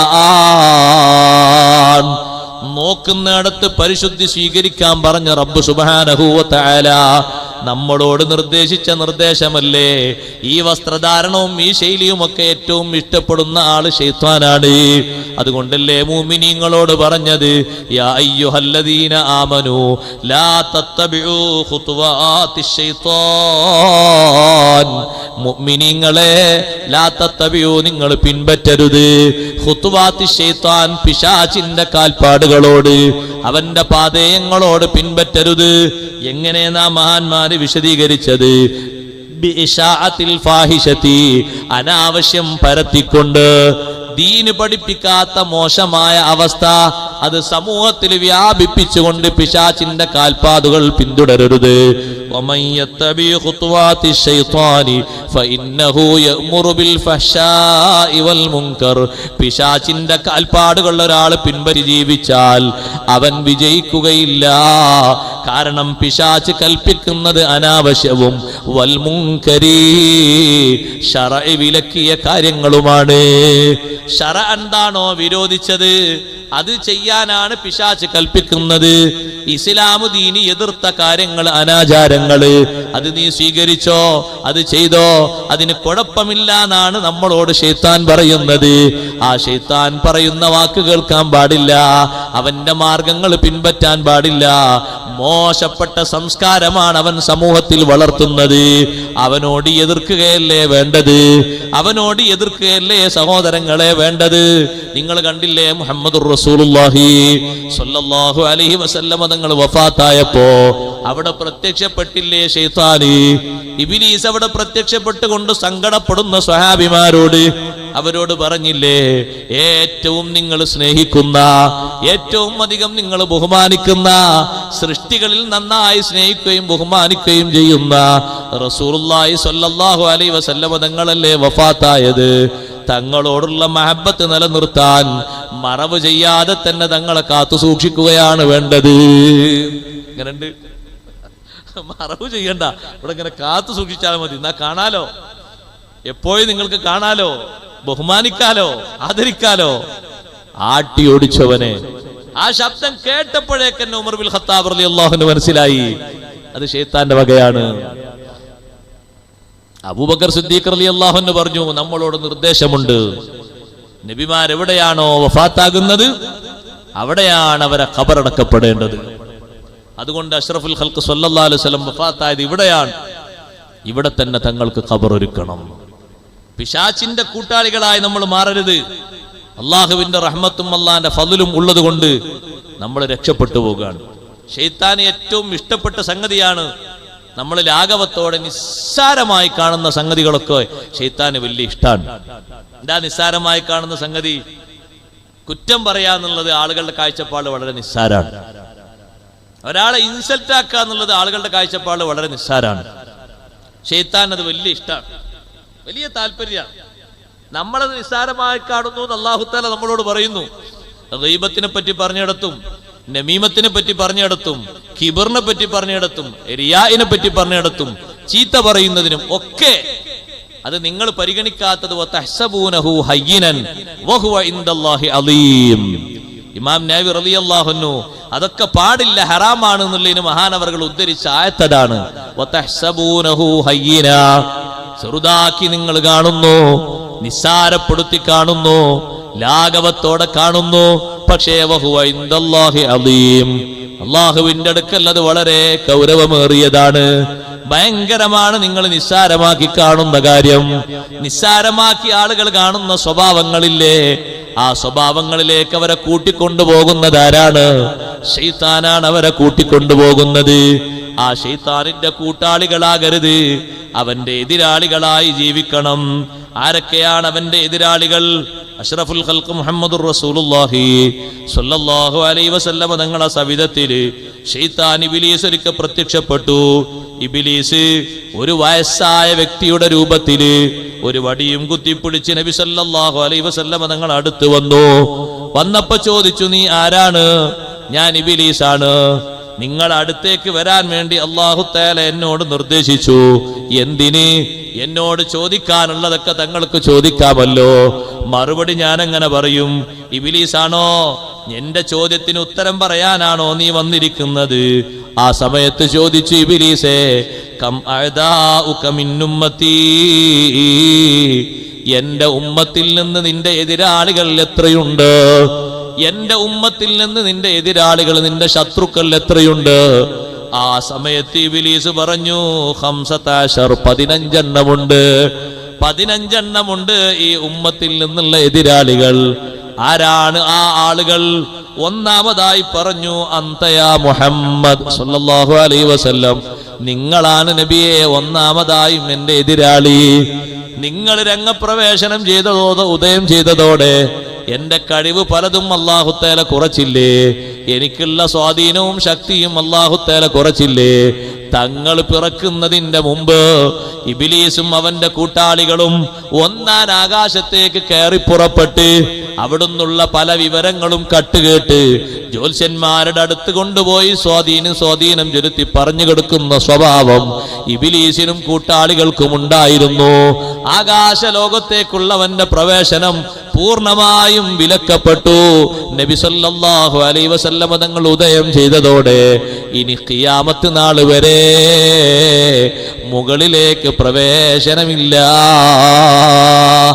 അന്ന് നേതാവ് ഇബ്ലീസ്, ശൈത്താന്മാരെ നേതാവ് പറഞ്ഞു, മുകൾ ഭാഗത്തേക്കുള്ള പ്രവേശനം പൂർണ്ണമായും നമുക്ക് തടയപ്പെട്ടെങ്കിൽ ഈ ഉമ്മത്തിലും നമുക്ക് സ്വാധീനം കുറയും. പലരെയും നമ്മൾ പിന്തിരിപ്പിക്കാൻ നോക്കിയാൽ പലരെയും കിട്ടൂല, സ്വാധീനിക്കാൻ നോക്കിയാൽ നമ്മളെ വലയത്തിൽ പലരും വീഴൂല. കാരണം മുൻകാലത്തുള്ള നബിമാരുടെ കാലത്ത് ഒന്നാൻ ആകാശത്തേക്കൊക്കെ പോകാനും മലക്കുകൾ പറയുന്ന വാർത്തകൾ കട്ടുകേൾക്കാനും അതിവിടെ കൊണ്ടുവന്ന് വിതരണം ചെയ്യാനും ഒക്കെ ഒരു സ്വാധീനം നമുക്കുണ്ടായിരുന്നു. നബി സല്ലല്ലാഹു അലൈഹി വസല്ലം തങ്ങൾ ഉദയം ചെയ്തതോടെ ആ സ്വാധീനവും ആ കഴിവും അവസാനിച്ചെങ്കിൽ ഇനി അങ്ങോട്ട് കയറി പുറപ്പെട്ടാൽ ചെങ്കോല് വർഷിക്കും. അതല്ലേ നമ്മൾ മൗലിദ് കിതാബിലൊക്കെ ഓതുന്നത്? ഹദീസിൽ പഠിപ്പിക്കപ്പെട്ടൊരു ഭാഗമാണത്. റുമിയത്തിശ് ശയാത്തീനു മിനസ്സമാഇ ബിശ്ശുഹുബിസ് സവാഖിബ്. പിശാചുക്കൾക്ക് അന്ന് ഏറുകിട്ടി. പ്രകാശിക്കുന്ന ചെങ്കോലുകളെ കൊണ്ട് അവരെ ശരീരത്തിന് ഏറുകിട്ടിയപ്പോ അവര് തിരിച്ചു വന്ന് നേതാവിനോട് സങ്കടപ്പെട്ട് കാര്യം പറഞ്ഞു. ആകാശലോകത്ത് നമ്മുടെ സ്വാധീനം പൂർണ്ണമായും നഷ്ടപ്പെട്ടെങ്കിൽ ഭൂമിയിലും നമുക്ക് സ്വാധീനം കുറയുകയാണ്. ഈ ഉമ്മത്തിൽ പലരെയും നമ്മളെ വഴിക്ക് പിടിച്ചാൽ കിട്ടൂല. അവരാണ് പിശാച് എങ്ങനെ കറക്കിയാലും കിട്ടാത്ത ആളുകള്. അവരാണ് അള്ളാഹുവിന്റെ അടിമകൾ. ആ സ്റ്റേജിലേക്ക് ഉയരാൻ നമ്മുടെ അമലുകളുടെയും ഈമാനെയും നമ്മൾ പാകപ്പെടുത്തണം. അത് ശൈത്താനോട് അല്ലാഹു തആല പറഞ്ഞൊരു വാക്കാണ്. ഇബ്ലീസിനോട് ഇന്ന ഇബാദി ലൈസ ലക അലൈഹിം സുൽത്താൻ. എന്റെ അടിമകൾക്ക് അവരെ മേലെ സ്വാധീനം ചെലുത്താൻ, അധികാരം ചെലുത്താൻ നിനക്ക് കഴിയില്ല, ഒരിക്കലും കഴിയില്ല. എന്റെ അടിമകളായി ഞാൻ കണക്കാക്കുന്ന ആളുകൾ, ഈ പിശാചിന്റെ എതിരാളികൾ എന്ന് പറയുന്ന ഹദീസിൽ പഠിപ്പിക്കുന്ന ആളുകൾ, അവരൊക്കെ അള്ളാഹുവിന്റെ സ്വീകാര്യോഗ്യരായ അടിമകളാണ്. അവരെ കൂട്ടത്തിൽ അള്ളാഹു നമ്മൾ ഉൾപ്പെടുത്തി തരട്ടെ. ഏറ്റവും ഇബ്ലീസിന് എതിർപ്പ് കണ്ടില്ലേ? ശൈത്താനി എതിർപ്പ് അഷ്റഫുൽ ഖൽഖ് റസൂലുള്ളാഹി സ്വല്ലല്ലാഹു അലൈഹി വസല്ലം തങ്ങളെ കൂടെപ്പിറപ്പായി ഓരോരുത്തർക്കും കൂടെയുള്ള ശൈത്താൻ, തങ്ങൾക്കും കൂടെ ഒരു ശൈത്താൻ ഉണ്ടായിരുന്നു. പക്ഷേ തങ്ങളെ ശൈത്താൻ അല്ലാഹു തആല മുസ്ലിം ആക്കി കൊടുത്തു. ഇനി അത് ഖൈർ മാത്രമേ പറയുള്ളൂ, ഷർറൊന്നും പറയൂല. ആയിഷ ബീവി റളിയല്ലാഹുവിനോട് പറഞ്ഞല്ലോ, നിങ്ങളൊക്കെ ശരീരത്തിന് പിശാചിന്റെ സ്വാധീനമുണ്ട്, നിങ്ങളുടെ ഒക്കെ കൂടെ ഓരോരുത്തരുടെയും കൂടെ ശൈത്താനിന്റെ ഒരു സ്വാധീനമുണ്ട്. ഒരു ഭാഗത്ത് മലക്കിന്റെ സ്വാധീനം, ഒരു ഭാഗത്ത് ശൈത്താന്റെ സ്വാധീനം. അപ്പൊ ആയിഷ റളിയല്ലാഹു അൻഹ പറഞ്ഞു, നബിയെ എല്ലാവരെയും കൂടെ അങ്ങനെ ഉണ്ടെങ്കിൽ തങ്ങളെ കൂടെ അങ്ങനെ ഉണ്ടോ? എന്റെ കൂടെ ഉണ്ടായിരുന്നു, പക്ഷേ വലാകിന്നനില്ലാഹു ആനനി അലൈ ഫഅസ്ലമ ശൈത്താനി. എന്റെ കൂടെ ഉണ്ടായിരുന്ന ശൈത്താൻ മുസ്ലിമായി, അള്ളാഹു എന്നെ സഹായിച്ചു. എന്നാലും അവന്റെ കൂട്ടത്തിൽപ്പെട്ട ആളുകള് നബി സല്ലല്ലാഹു അലൈഹി വസല്ലം നിങ്ങളെ മുന്നിൽ ഒരു കറങ്ങിയിട്ട് ഒന്ന് വസ്വാസാക്കാനൊക്കെ ചെറിയ ശ്രമം നടത്തിയിട്ടുണ്ട്. നടക്കൂല, എന്നാലും നടക്കുമോന്നൊരു നോട്ടം. അതുകൊണ്ടല്ലേ ഒരു ദിവസം സുബഹി നിസ്കാരം കഴിഞ്ഞപ്പോ നബി സല്ലല്ലാഹു അലൈഹി വസല്ലം പറഞ്ഞു, അല്ലാഹുവിന്റെ റസൂല് പറഞ്ഞു, ഇന്നലെ രാത്രി ഞാൻ പള്ളിയിൽ നിസ്കരിക്കുമ്പോ ജിന്നുകളെ കൂട്ടത്തിൽപ്പെട്ട നല്ല ശക്തിയുള്ള ഒരു ജിന്ന് എന്റെ മുന്നിലൂടെ ഇങ്ങനെ അങ്ങോട്ടും ഇങ്ങോട്ടും ഇങ്ങനെ നടന്നു കളിക്കുക. പലപ്പോഴും അവനിങ്ങനെ ഞാൻ നിസ്കരിക്കുമ്പോ മുന്നിലൂടെ അങ്ങോട്ടും ഇങ്ങോട്ടും ഇങ്ങനെ ഈ തൂണിൽ പിടിച്ച് കെട്ടിയാലോ എന്ന് ഞാൻ ആലോചിച്ചു. അവന് നേരം വെളുക്കുമ്പോ കാണായിരുന്നു. ഞാൻ അവിടെ ഈ പള്ളിന്റെ തൂണിൽ പിടിച്ചൊന്ന് കെട്ടിയിട്ടാലോ എന്ന് കരുതി. പക്ഷേ ഞാൻ അപ്പോഴേക്ക് എന്റെ സഹോദരനായ സുലൈമാൻ നബി അലൈഹിസ്സലാമിന്റെ പ്രാർത്ഥന ആലോചിച്ചു പോയി. ഞാൻ അവനെ വിട്ടുകൊടുത്തു. സുലൈമാൻ നബി അലൈഹിസ്സലാം അല്ലാഹുവിനോട് ദുആ ചെയ്തില്ലേ, റബ്ബിഗ്ഫിർലി വഹബ്ലി മുൽക്കൻ ലാ യംബഗി ലിഅഹദിൻ മിൻ ബഅദി ഇന്നക അൻതൽ വഹാബ്. റബ്ബേ, എനിക്ക് നീ മഗ്ഫിറത്ത് നൽകണം. എന്റെ ശേഷം വരുന്ന പലർക്കും യോജിക്കാത്ത രീതിയിൽ നല്ല അധികാരവും കഴിവും എനിക്ക് നീ തരണം. പിശാചുക്കളെ കീഴ്പ്പെടുത്തിയിട്ട് അവരെ കൊണ്ട് ഒരുപാട് കർമ്മങ്ങൾ ചെയ്യിപ്പിച്ചിട്ടല്ലേ ബഹുമാനപ്പെട്ട സുലൈമാൻ നബി അലൈഹിസ്സലാം ഭരണം നടത്തിയത്. ഏതെല്ലാം തരത്തിലുള്ള ശൈത്താന്മാരാണ് ഉണ്ടായിരുന്നത്? വശയാതീന കുല്ല ബന്നാഇൻ വഗവാസ് വആഖരീന മുഖറനീന ഫിൽ അസ്ഫാദ്. നല്ല നല്ല കെട്ടിടങ്ങൾ പെട്ടെന്ന് പടുത്തുയർത്താൻ പറ്റുന്ന നല്ല കഴിവുള്ള പ്രഗത്ഭന്മാരായ കുറെ ശൈത്താന്മാര്, കടലിന് അടിയിലുള്ള മുത്തുകളൊക്കെ പെട്ടെന്ന് എടുത്തുകൊണ്ടുവരാൻ പറ്റുന്ന മുങ്ങൽ വിദഗ്ധന്മാരായ പിശാചുക്കള്, കൂടുതൽ ഇടങ്ങേറുണ്ടാക്കുന്നവരോ അവര് ചെങ്ങലയിൽ ബന്ധിതസ്ഥരായി കഴിയുകയാണ്. വആഖരീന മുഖറനീന ഫിൽ അസ്ഫാദ്. വേറൊരു കൂട്ടം ശൈത്താന്മാരുണ്ട്, അവരെ കീഴ്പ്പെടുത്തിയത് എങ്ങനെ? ചെങ്ങലയിൽ അവരെ കുരുക്കിട്ട് കിടത്തിയിരിക്കുകയാണ്. സുലൈമാൻ നബി അലൈഹിസ്സലാമിന്റെ ആ അധികാരത്തില് ഞാനൊന്ന് കൈകടത്തിയത് വേണ്ടാന്ന് കരുതിയിട്ട് ഇഫ്രീത്തിനെ ഞാൻ വിട്ടുകൊടുത്തു. സഹോദരങ്ങളെ, അള്ളാഹുവിന്റെ അടിമകളായി മാറണം, ശൈത്താനിന്റെ ശത്രുവായി മാറണം, ശൈത്താനിന്റെ എതിരാളിയായി മാറണം, അവന്റെ കൂട്ടാളിയായി മാറരുത്. ശൈത്താനിന്റെ ജൽപ്പനങ്ങൾക്ക് എതിരായി പ്രവർത്തിക്കണം. അവന് സന്തോഷമുള്ള കാര്യങ്ങൾ നമുക്ക് സങ്കടമുള്ള കാര്യങ്ങളാക്കി മാറ്റണം. അവൻ ഏറ്റവും സങ്കടം പെടുത്തുന്ന കാര്യങ്ങളോ നമ്മുടെ ജീവിതത്തിൽ സന്തോഷമുള്ള കാര്യങ്ങളാക്കി നിലനിർത്തണം. അഷ്റഫുൽ ഖൽഖ് സല്ലല്ലാഹു അലൈഹി വസല്ലം ചോദിക്കുന്നു, പിന്നെ ആരാണ്? രണ്ടാമത്തെ ആള് ഇമാമുൻ ആദിലുൻ, നീതിമാനായ ഭരണാധികാരിയാണ്. നീതിമാനായ ഭരണാധികാരി ഭരണം നടത്തുമ്പോ നാട്ടിലെല്ലാ ഭാഗത്തും നീതിയല്ലേ ഉണ്ടാവുക? അതെനിക്ക് സഹിക്കാൻ പറ്റാത്ത കാര്യമാണ്. അവൻ എന്റെ എതിരാളിയാണ്. മൂന്നാമത്തെ ആള് ഗനിയുൻ മുതവാളിയുൻ, വിനയാനിതനായ പണക്കാരനാണ്. പണമുണ്ട് പക്ഷേ അഹങ്കാരമില്ല. വിനയാന്വിതനായ സമ്പന്നനാണ്. അവന്റെ പണം ഉപയോഗിച്ച് അവന്റെ കുടുംബത്തിലെ പാവങ്ങളെ ഓരോരുത്തരെയും നല്ല രൂപത്തിൽ അവൻ പോറ്റി വളർത്തുന്നു. അവന്റെ കുടുംബത്തിൽ തന്നെ അനാഥകളുണ്ട്, മിസ്കീന്മാരുണ്ട്, ദരിദ്രന്മാരുണ്ട്, വിധവകളുണ്ട്. അള്ളാഹു നൽകിയ പണത്തിൽ നിന്ന് ഒരു വകുപ്പ് അവർക്ക് കൊടുത്തിട്ട് സ്വന്തം കുടുംബത്തിന്റെ യശസ് കാത്തു സൂക്ഷിച്ച് വിനയത്തോടെ ജീവിക്കുന്ന സമ്പന്നൻ അവൻ ശൈത്താനിന്റെ എതിരാളിയാണ്. അള്ളാഹു നൽകിയ പണം കൊണ്ട് അവന് അഹങ്കാരമില്ല. ഏതെങ്കിലും ഭാഗത്തുള്ള ഹക്കായ മാർഗങ്ങൾ അവൻ തച്ച് തകർക്കുന്നില്ല. അവന്റെ സ്വാധീനം ഉപയോഗിച്ച് അനാവശ്യം നടപ്പിലാക്കുന്നില്ല. വിനയാന്വിതനായ സമ്പന്നൻ. നാലാമതായി പറയുന്നു താജിറുൻ സ്വാദിഖുൻ, സത്യവാനായ കച്ചവടക്കാരനാണ്. സത്യം പറയുന്ന കച്ചവടക്കാരൻ, വിശ്വസ്തനായ കച്ചവടക്കാരൻ, അവന് വലിയ സ്ഥാനമുണ്ട്. കച്ചവടം ചെയ്യാനല്ലാതെ കച്ചവടത്തിനാണ് എന്ന് പറഞ്ഞ് പണം വാങ്ങി പറ്റിക്കുന്ന ആൾക്കാരെ പറ്റിയല്ല. അങ്ങനെ കുടുങ്ങി എത്രയോ സാധുക്കളുണ്ട് നമ്മളെ കൂട്ടത്തിൽ. ഞാൻ അവർക്ക് അനുകൂലമായി ദ്വാരക്കാൻ വേണ്ടി പറയല്ല, കുടുങ്ങാതിരിക്കാൻ വേണ്ടി പറയാണ്. എന്തിനാണ് പണം ഇങ്ങനെ മോഹിച്ചിട്ട് 2 ലക്ഷം തന്നാൽ മാസം മാസം ഇത്ര തരാം? കച്ചവടത്തിന്റെ ലാഭമാണെങ്കിൽ അത്ര കറക്റ്റ് എങ്ങനെ പറയാൻ പറ്റുന്ന? കച്ചവടം കഴിഞ്ഞിട്ടല്ലേ പറയാൻ പറ്റുള്ളൂ. ശതമാനം പറയാം, 3% 4% എന്നൊക്കെ പറയാം. എങ്ങനെ എല്ലാ മാസവും 2000 ലാഭം പറയാം?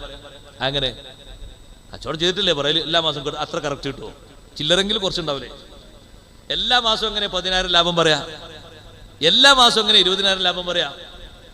അങ്ങനെ ലാഭത്തിന് പറഞ്ഞ് പല ആൾക്കാരും 10 ലക്ഷം 20 ലക്ഷം 40 ലക്ഷവും കൊടുത്ത് ഭാര്യന്റെ സ്വർണവും മഹറുമാലയും ഉമ്മാന്റെതും ഉമ്മാമാന്റെതും ഉമ്മാമാന്റെ കാതിലുള്ള ചിറ്റടക്കം മുറിച്ചൊക്കെ കൊടുത്ത് അങ്ങനെ മാസം മാസം 10,000 കിട്ടി. 2-3 വർഷം കഴിഞ്ഞപ്പോ പിന്നെ ഇങ്ങോട്ട് മൊബൈൽ പിന്നെ അവനവന്റെ അക്കൗണ്ടിലേക്കൊന്നും വരാതെ കണ്ടപ്പോ അന്വേഷണത്തിന് പോയപ്പോഴേക്ക് ആളെ കാണാനില്ല. ആള് ആസ്ട്രേലിയയിലെത്തി, അല്ലെങ്കിൽ ഇറ്റലിയിലെത്തി, അല്ലെങ്കിൽ ഫിജിയിലെത്തി. പെട്ടെന്നൊന്നും എത്താൻ പറ്റാത്ത വലിയ വലിയ ഏതോ പ്രദേശത്തിലെത്തി. ഇനി സ്ട്രോങ് ആയി ചോദിക്കുന്ന ആൾക്കാരൊക്കെ ഏകദേശം മരിച്ചു എന്ന് കാണുമ്പോൾ ആൾ ഇവിടെ തലപൊക്കും ചെയ്യും. സഹോദരങ്ങളെ, അത് പണ ബിസിനസ്സാണ്. പണം വാങ്ങിയിട്ട് ഇവിടുത്തെ വാങ്ങിയിട്ട് അങ്ങോട്ട് കൊടുക്കുക, അവിടുന്ന് വാങ്ങിയിട്ട് ഇങ്ങോട്ട് കൊടുക്കുക, ഇവിടുന്ന് വാങ്ങിയിട്ട് അങ്ങോട്ട് കൊടുക്കുക. പണത്തിന് പകരം പണം. അങ്ങനെ ഉണ്ടോ ഒരു കച്ചവടം? ഇസ്ലാം പഠിപ്പിച്ച ലാഭക്കൂറ് കച്ചവടമുണ്ട്. അതിന്റെ ശൈലി ഇതല്ല, രൂപവും ഇതല്ല, ഭാവവും ഇതല്ല. അതിൽ ഉടമസ്ഥനുണ്ട്, തൊഴിലാളിയുണ്ട്. ഉടമസ്ഥൻ തൊഴിലാളിക്ക് വിഹിതത്തിനനുസരിച്ച് കൂലി കൊടുക്കുന്നുണ്ട്, ലാഭത്തിൽ നിന്ന് ശതമാനവും കൊടുക്കുന്നുണ്ട്. അത് ഇസ്ലാം അനുവദിച്ചൊരു ലാഭക്കൂറ് കച്ചവടമുണ്ട്, ഖിറാലാണ്. അതിന്റെ ശൈലിയും രൂപവും ഭാവവും ഇങ്ങനെയല്ല. തെറ്റിദ്ധരിച്ചു പോയിട്ട് ലാഭം മോഹിച്ചിട്ട് ഏതെങ്കിലും ഒന്നിൽ കുടുങ്ങിയിട്ട് നമ്മൾ അവസാനം വഞ്ചിക്കപ്പെട്ടു പോകുന്ന ആളുകളാകരുത്. കച്ചവടക്കാര് സത്യസന്ധരായ കച്ചവടക്കാരാകണം. കട്ടെടുത്തിട്ട് കച്ചവടം ചെയ്യരുത്, കളവ് പറഞ്ഞിട്ട് കച്ചവടം ചെയ്യരുത്. സത്യസന്ധമായ രീതിയിൽ കച്ചവടം ചെയ്യണം. താജിറുൻ സ്വാദിഖുൻ, സത്യവാനായ കച്ചവടക്കാരൻ. കച്ചവടക്കാരൻ തോന്നും ചെലവാകണമെങ്കിൽ കുറച്ചൊക്കെ ഇങ്ങനെ പറയണമെന്ന്. അതന്നെ സഹോദരങ്ങളെ കദിബ് എന്ന് പറഞ്ഞത്, കളവ് എന്ന് പറഞ്ഞത് അതാണ്. കുറച്ചൊക്കെ ഉസ്താദെ പറയാതെ എങ്ങനെ സാധനം ചെലവാകുക? സത്യത്തിൽ കോഴിക്കോട്ടൊരു കമ്പനിയിൽ നിന്നുണ്ടാക്കിയതാണ്. അതിന്റെ പുറത്തൊരു സ്റ്റിക്കർ ഒട്ടിച്ചിരിക്കുന്നു, മെയ്ഡ് ഇൻ ചൈന. അതെങ്ങനെ സത്യമാകാനാണ്? നിർമ്മാണം ചൈനയിൽ നിന്നല്ല, കോഴിക്കോട്ട് നിന്നാണ്. ഇത് കോഴിക്കോട് നിന്നാ അതിന്റെ പുറത്ത് എഴുതേണ്ടത്, ചൈന എന്നല്ല എഴുതേണ്ടത്. ആ എഴുതിയത് തെറ്റാണ്. ഇത് മുന്തിയ രാഷ്ട്രങ്ങളുടെ പേര് പറഞ്ഞാലേ ചെലവാകൂ. അതിനങ്ങനെ എഴുതി ഒട്ടിക്കുന്നത് ശരിയാണോ? ശരിയല്ല. ബ്രാൻഡ് അല്ലാത്ത സാധനത്തിന് ഒന്ന് എഴുതി ഒട്ടിക്കുക, അത് ബ്രാൻഡ് സാധനാണ്. അങ്ങനെ സ്റ്റിക്കർ ഉണ്ടാക്കിയാൽ മതി, ആൾക്കാരോട് പറഞ്ഞാൽ മതി സ്റ്റിക്കർ തരാൻ. ഉസ്താദ് ബ്രാൻഡ് സാധന അല്ലെങ്കിൽ കമ്പനി സാധനമാണ്, അതിനൊരു സീല്. ഇവന്റെ കടയിൽ നിന്ന് രാത്രി ഷോപ്പോ കഴിഞ്ഞതിന് ശേഷം ഒറ്റ സീല്, പിറ്റേന്നാകുമ്പോഴേക്ക് ആ 100 രൂപന്റെ സാധനത്തിന് 450 രൂപ. എന്താ 450 രൂപ? ബ്രാൻഡാണ്. ബ്രാൻഡ് എന്ന് പറഞ്ഞതിന്റെ നോണല്ലേ, ബ്രാൻഡ് ഇവന്റെ സീലാ. ബ്രാൻഡ് ഉണ്ട്, ഇല്ലാന്ന് പറയാൻ പറ്റില്ല, ബ്രാൻഡ് ഉണ്ട്. അത് എത്രയോ നുണ പറഞ്ഞ് കച്ചവടം ചെയ്യുന്നവരുണ്ട്, അവർക്ക് ഇബ്ലീസിന്റെ കൂട്ടാളികളാണ്. ഇബ്ലീസിന്റെ എതിരാളി സ്വാദിഖായ താജിർ, താജിറുൻ സ്വാദിഖുൻ, സത്യവാനായ കച്ചവടക്കാരൻ. ഒരു ചെറിയ ഒരു കളവ് പോലും അതിൽ പറയാൻ പാടില്ല. മറ്റുള്ള ആളുകളെ പറ്റിക്കുന്നൊരു സ്വഭാവം പോലും പാടില്ല. നല്ല കച്ചവടക്കാരനാണോ എന്ത് സ്ഥാനമുണ്ട്, എന്ത് ബർക്കത്തുണ്ട്, കിട്ടുന്നത് കുറച്ചാണെങ്കിലും നല്ല ബർക്കത്തുണ്ടാവും അതിൽ, നല്ല ഖൈർ അല്ലാഹു തആല തരും. കാരണം കച്ചവടം എന്നുള്ളത് ചെറിയൊരു സംഗതിയല്ല. ഒരു നാട്ടിലൊരു കച്ചവടം എന്നുള്ളത് അതൊരു ഫർള് കിഫയുടെ പരിധിയിൽ വരും. ജനങ്ങൾക്കുള്ളൊരു സേവനം കൂടിയാണ് അത്. പച്ചക്കറി ആണെങ്കിലും മറ്റു സാധനങ്ങളാണെങ്കിലും ഒക്കെ അങ്ങനെ തന്നെ ആളുകൾക്കൊരു ഖിദ്മ കൂടി ചെയ്യുന്നൊരു വിഷയം അതിലുണ്ട്. പക്ഷെ അത് സിദ്ഖ് കൂടെയാകണം, സത്യം അതാണ് കൂടെ ഉണ്ടാകേണ്ടത്. സത്യം പറയുന്ന കച്ചവടക്കാരനെ ശൈത്താന് കണ്ടുകൂടാ, എങ്ങനെയെങ്കിലും അവനെ കൊണ്ട് കളവ് പറയിപ്പിക്കും. പിന്നെ പറയുന്നു അടുത്ത എതിരാളി, ആലിമുൻ മുസല്ലിൻ യതഖശഉ. അഞ്ചാമത്തെ എതിരാളി ഉമ്മത്തിൽ നിന്ന് ആലിമാണ്, നിസ്കരിക്കുന്ന ആലിമാണ്. യതഖശഉ, അവൻ ഭക്തനായ ആലിമാണ്. ഭക്തിയോടെ നിസ്കരിക്കാൻ കഴിയണം. അല്ലാഹു തആല തൗഫീഖ് നൽകട്ടെ. അതുകൊണ്ട് എല്ലാ ഉസ്താദുമാരോടും എല്ലാ സഹോദരങ്ങളോടും സഹോദരിമാരോടും ഒക്കെ പറയട്ടെ, നിസ്കരിക്കുമ്പോ നമ്മളെ കൂടെ തന്നെ ഈ മൊബൈല് അത് സൈലന്റ് ആക്കിയോ വൈബ്രേഷനിലാക്കിയോ കൊണ്ട് നടക്കരുത്. അത് ഭക്തിയൊക്കെ ഒരു ഭാഗത്തൂടെ ചോർന്നു പോകും. കഴിവിന്റെ പരമാവധി ഭക്തി ഉണ്ടാകാൻ ഓഫാക്കണം എന്ന് എഴുതി വെക്കും. ആരും കേൾക്കാത്തൊരു വസിയത്താണത്. എല്ലാ പള്ളിയിലും മൊബൈൽ ഓഫാക്കുക. അപ്പൊ എന്താ ചെയ്യാറിയോ, അവരങ്ങനെ എഴുതി വെച്ചത് അത്രത്തോളം അനുസരിക്കാനാവൂല. കുറച്ചൊക്കെ ശൈത്താനും വേണ്ട നമ്മളനുസരിക്കുക. അതുകൊണ്ട് അത് സൈലന്റ് ആക്കി വെക്കും. ഇവന് നേരെ സുജൂദിന്റെ മുന്നിൽ മുറ്റത്തന്നെ, അതന്നെ ഒരു ഇടങ്ങേറാണ്. വെച്ചുകൊണ്ട് ലൈറ്റ് മിന്നുന്നു, ശബ്ദമൊന്നുമില്ല, കരകര ശബ്ദമൊന്നുമില്ല, ലൈറ്റ് മിന്നുമ്പോഴേക്ക് ഇവന്റെ മനസ്സ് സൂറത്തുൽ ഫാത്തിഹ നാവുകൊണ്ട് മനസ്സ് മുഴുവനും പടച്ചോനെ ആരാ. ഉച്ചക്ക് വിളിച്ചിരുന്ന ഒരാൾ, അയാളാണെങ്കിൽ പോയിട്ടോ കുറച്ച് കാശ് തരാനുള്ള ആളെന്ന്, ഈ ഫോൺ എടുത്തില്ലെങ്കിൽ സംഗതി പോകും, ഇനി വിളിച്ച് തിരിച്ചു വിളിച്ച് കിട്ടിയില്ലെങ്കിലോ, അതങ്ങനെ പോയി. അത്തഹിയ്യാത്തുൽ മുബാറക്കാത്ത് വരെ പോയി. എത്ര പെട്ടെന്ന് ആ ഖുശൂവോടുകൂടെ നിസ്കരിക്കുന്ന ഒരു ആലിം എന്ന് വെറുതെ പറഞ്ഞതല്ല. ആലിമ് അങ്ങനെ തന്നെ നിസ്കരിക്കണം. കാരണം ആലിം അതിന്റെ കറാഹത്തും സുന്നത്തും ഖിലാഫുലും ഒക്കെ പഠിച്ചാളാണ്. ഖുശൂവോടെ ഭക്തിപൂർവ്വം നിസ്കരിക്കുന്ന ആലിമിനെ ശൈത്താനും പേടിയാണ്. വെറുതെ അല്ല അവൻ എതിരാളിയായി കണ്ടത്. ഭക്തിപൂർവ്വം നിസ്കരിക്കുന്ന ഒരാളെ, നിസ്കാരത്തിന്റെ വിഷയങ്ങളൊക്കെ അറിഞ്ഞ് നിസ്കരിക്കുന്ന ഒരാളെ ശൈത്താന് പേടിയാണ്. അവനെ പിന്തിരിപ്പിക്കാൻ തന്നെ ശൈത്താന് വലിയ പ്രയാസമാണ്. അതുകൊണ്ട് ഭക്തിപൂർവ്വം നിസ്കരിക്കണം, നല്ല അറിവോടെ നിസ്കരിക്കണം. അറിവോടെ നിസ്കരിക്കുന്ന ഭക്തിയോടെ നിസ്കരിക്കുന്ന ആളവന്റെ എതിരാളിയാണ്. ആറാമതായി പറഞ്ഞു മുഅ്മിനുൻ നാസിഹുൻ, നസീഹത്ത് നൽകുന്ന മുഅ്മിൻ, ഉപദേശിക്കുന്ന മുഅ്മിൻ. മറ്റുള്ളവർക്ക് ഉപദേശം പകരണം. നമ്മൾ ആരോടും ഒന്നും പറയാൻ പോകണ്ടെന്നാ പലരുടെയും സിദ്ധാന്തം. അത് ശരിയല്ല. മറ്റുള്ളവരോട് പറഞ്ഞു കൊടുക്കാൻ ഒരു ബാധ്യത അള്ളാഹു നമ്മളെ ഏൽപ്പിച്ചിട്ടുണ്ട്. നമ്മൾ അതിന് പറ്റുന്ന ആളുകളാണോ മറ്റുള്ളവരോടും പറഞ്ഞു കൊടുക്കണം. 5 വക്ത് കൃത്യമായി നിസ്കരിക്കുന്ന ആളാണോ നീ? കൃത്യമായും നിത്യമായും നിസ്കരിക്കുന്ന ആളാണോ? നിന്റെ ചുമതലയിലുള്ള മറ്റൊരു കാര്യമാണ് വഅ്മുർ ബിൽ മഅറൂഫി വൻഹ അനിൽ മുൻകരി വസ്ബിർ അലാ മാ അസാബക്. നീ 5 വക്ത് കൃത്യമായി നിസ്കരിക്കണം. മറ്റുള്ളവർക്ക് നീ ഉത്ബോധനം കൊടുക്കണം. നിന്റെ വക ഏതെങ്കിലും ഒരു ഉപദേശം ആർക്കെങ്കിലും ഫലിച്ചാൽ അത് വലിയ ഉപകാരമല്ലേ? നസീഹത്ത് ചെയ്യുന്ന മുഅ്മിനെ പിശാചിന് എപ്പോഴും എതിരാണ്, എതിരാളിയാണ് അവൻ. കാരണം ഇവന്റെ ഉപദേശം കൊണ്ടല്ലേ മറ്റാള് നന്നാകുന്നത്, ഇവന്റെ ഉപദേശം കൊണ്ടല്ലേ ആ കുടുംബം നന്നാകുന്നത്, ഇവന്റെ ഉപദേശം കൊണ്ടല്ലേ ഭാര്യ നന്നാകുന്നത്, ഇവന്റെ ഉപദേശം കൊണ്ടല്ലേ മക്കള് നന്നാകുന്നത്. നസീഹത്ത് കൊടുക്കണം, ഉപദേശങ്ങൾ കൊടുക്കണം. ബാപ്പമാരും മക്കളും തമ്മിലുള്ള വലിയൊരു ആത്മബന്ധം അതാണ്, നസീഹത്തിന്റെ ബന്ധമാണ്. എപ്പോഴും അവരെ വിളിച്ച് ബുദ്ധിമുട്ടാക്കിയിട്ട് ഓരോ കാര്യങ്ങൾ കൽപ്പിക്കുക എന്നല്ല, സാരവത്തായ മാർഗനിർദ്ദേശങ്ങൾ കൊടുക്കുക. ആ നിർദ്ദേശങ്ങൾക്കനുസരിച്ച് മക്കൾ ജീവിതം പകർത്തി മുന്നോട്ട് കൊണ്ടുവരിക. ഓരോന്നും ഇടയ്ക്ക് നല്ല നല്ല ഉപദേശങ്ങൾ കൊടുത്ത് ജീവിതത്തിൽ അത് ഫലിപ്പിക്കുക. അത് നല്ല കാര്യമാണ്, പിശാചിന്റെ എതിരാളിയാണ്.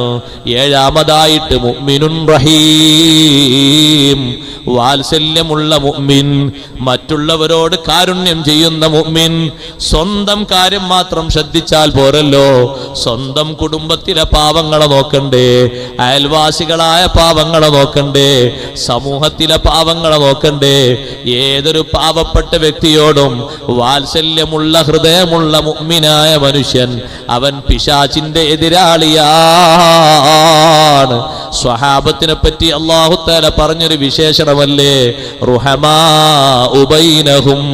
സ്വഹാബിമാരാരാണ്? പരസ്പരം വാത്സല്യമുള്ളവരാണ്, പരസ്പര സ്നേഹമുള്ളവരാണ്. മറ്റൊരാൾക്ക് എന്തെങ്കിലും നഷ്ടം സംഭവിച്ചു എന്ന് പറയുമ്പോ അയാളെ സഹായിക്കാനുള്ള മനസ്ഥിതി ഉള്ളവരാണ്. ഒന്നുമില്ലാതെ കഷ്ടപ്പെടുന്ന ആളാണെന്ന് കേൾക്കുമ്പോഴേക്ക് എന്റെ വക എന്തെങ്കിലും കൊടുക്കണമെന്ന ചിന്തയില്ലേ, അത് റഹ്മത്തിന്റെ ചിന്തയാണ്. മുഹമ്മദുർ റസൂലുള്ളാഹി സ്വല്ലല്ലാഹു അലൈഹി വസല്ലം തങ്ങളെ സവിധത്തില് കുറച്ച് ആളുകൾ വന്നു. അവരെ വേഷം കണ്ടപ്പോ അള്ളാഹുവിന്റെ റസൂലിന്റെ മനസ്സ് അലിഞ്ഞുപോയി. പടച്ചോനെ, നേർക്ക് നേരെ ഔറത്ത് മറക്കാൻ മതിയായ വസ്ത്രമില്ലാത്തവരാണല്ലോ പലരും, ചെരുപ്പ് ധരിക്കാനില്ല, ഭക്ഷണം കഴിച്ചിട്ട് തന്നെ നാളുകൾ ഏറെയായി, മെലിഞ്ഞൊട്ടിയ ശരീരമാണ്. തങ്ങളെ മുഖം വായിച്ച സ്വഹാബ ഉടനെ തന്നെ അവിടുന്ന് എഴുന്നേറ്റുപോയി. പിന്നെ തങ്ങളെ മുന്നിലെത്തിയത് രണ്ട് കൂമ്പാരമാണ്. ഒന്ന് ഭക്ഷണത്തിന്റെ കൂമ്പാരവും മറ്റൊന്ന് വസ്ത്രത്തിന്റെ കൂമ്പാരവുമാണ്. ഇത് രണ്ടും നോക്കിയിട്ട് സന്തോഷത്തോടെ നബി സല്ലല്ലാഹു അലൈഹി വസല്ലം പറഞ്ഞു, മൻ സന്ന ഫിൽ ഇസ്ലാമി സുന്നതൻ ഹസനതൻ ഫലഹു അജ്റുഹാ വ അജ്റു മൻ അമില ബിഹാ. ഇസ്ലാമിൽ നല്ലൊരു മാതൃക ആരാണോ സംവിധാനിക്കുന്നത്, ആ ചെയ്യുന്ന ആൾക്ക് അതിന്റെ കൂലിയും, ആരൊക്കെ അതിനനുബന്ധിച്ച് ചെയ്യുന്നോ അവരുടെ കൂലിയും ഒക്കെ ചെയ്ത ആൾക്ക് ലഭിക്കും. തങ്ങൾ അവരെ മുഖത്തേക്ക് നോക്കിയപ്പോഴേക്കെന്നെ സ്വഹാബത്തിന്റെ മനസ്സലിഞ്ഞുപോയി. നിങ്ങളെ മനസ്സിന്റെ വിഷമം കണ്ടപ്പോ തന്നെ അവർക്ക് മനസ്സിലായി. അവരെ വസ്ത്രമാണ് നബി സല്ലല്ലാഹു അലൈഹി വസല്ലം നോക്കുന്നത്. പല ഭാഗത്ത് ഓട്ടയായിട്ട് നഗ്നത കാണുന്നുണ്ട്. മുഅ്മിനീങ്ങളാണ് അവര്. പടച്ചോനെ, വസ്ത്രം ധരിക്കാനില്ലാത്തവരായി പോയല്ലോ, ഭക്ഷണം കഴിച്ചിട്ട് തന്നെ നാളേറെയായി, ഇവരെ ഒന്ന് സഹായിക്കണം. ആ ഒരു റഹ്മത്തിന്റെ ചിന്ത വേണം.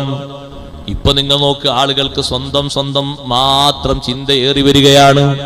നമ്മളെ കാര്യം, നമ്മളെ മക്കളെ കാര്യം, സ്വന്തം ചേട്ടന്റെയും അനുജന്റെയും സഹോദരങ്ങളുടെയും സഹോദരിമാരുടെയും കുടുംബതലത്തിലേക്ക് നമ്മൾ ചിന്ത നീട്ടണം.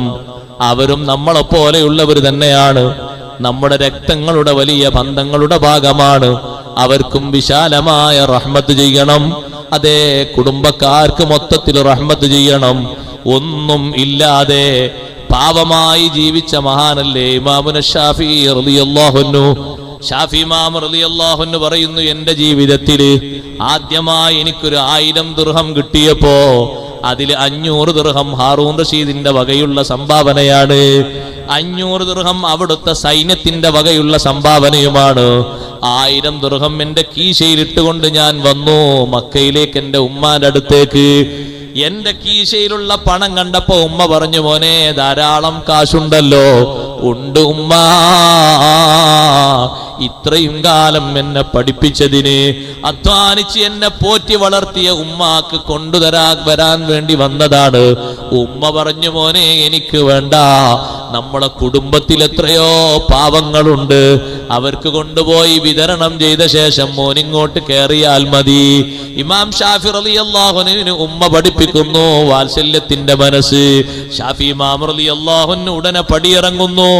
എന്നിട്ട് കുടുംബക്കാരടുത്ത് പോയിട്ട് ആ 1000 ദിർഹമും ഓരോരുത്തർക്കും കൊടുത്തുകൊണ്ട് വീട്ടിലേക്ക് തിരിച്ചു വരുന്നു. സ്വന്തം കുടുംബക്കാർക്ക് കൊടുക്കുന്ന സ്വതക്കയുണ്ടല്ലോ, അതിനേക്കാളേറെ മൂല്യമുള്ള, അള്ളാഹുവിന് ഇഷ്ടമുള്ള സംഭാവന വേറെയില്ല. പുറത്ത് നിങ്ങൾ ആളുകൾക്ക് കൊടുക്കുന്നതിനേക്കാളും കൂടുതൽ കൂലിയും കൂടുതൽ മനസ്സ് നന്നാകാനും അള്ളാഹുവിന്റെ അടുക്കൽ വലിയ പ്രതിഫലം കിട്ടുന്നതും സ്വന്തക്കാരെ സഹായിക്കുന്നതിനും സ്നേഹിക്കുന്നതിനും കൊടുക്കുന്നതാണ്. അതുകൊണ്ട് വാത്സല്യമുള്ള മുഅ്മിനീങ്ങളിൽ നമ്മൾ ഉൾപ്പെടണം.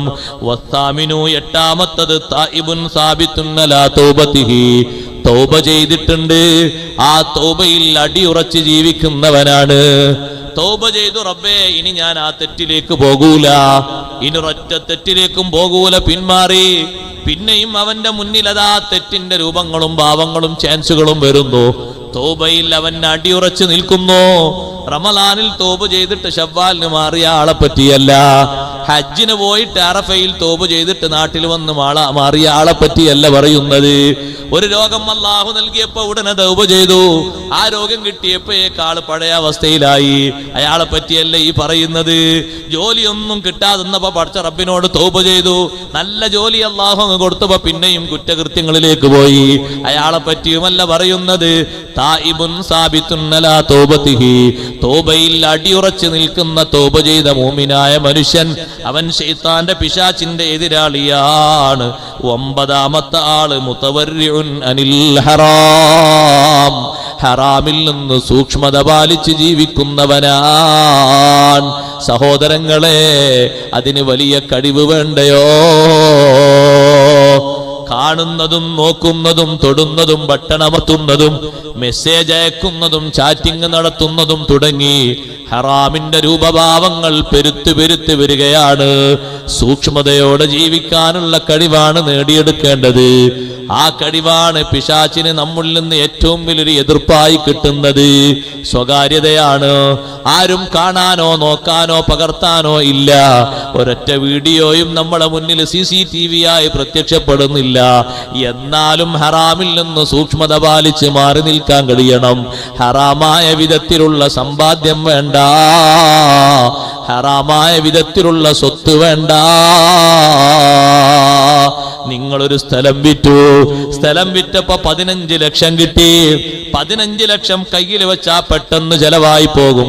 സുബ്ഹാനല്ലാഹ്, പണപ്പെരുപ്പത്തിന് വേണ്ടി പലിശ ഉദ്ദേശിച്ച് കൊണ്ടുപോയി ഡെപ്പോസിറ്റ് ചെയ്തു.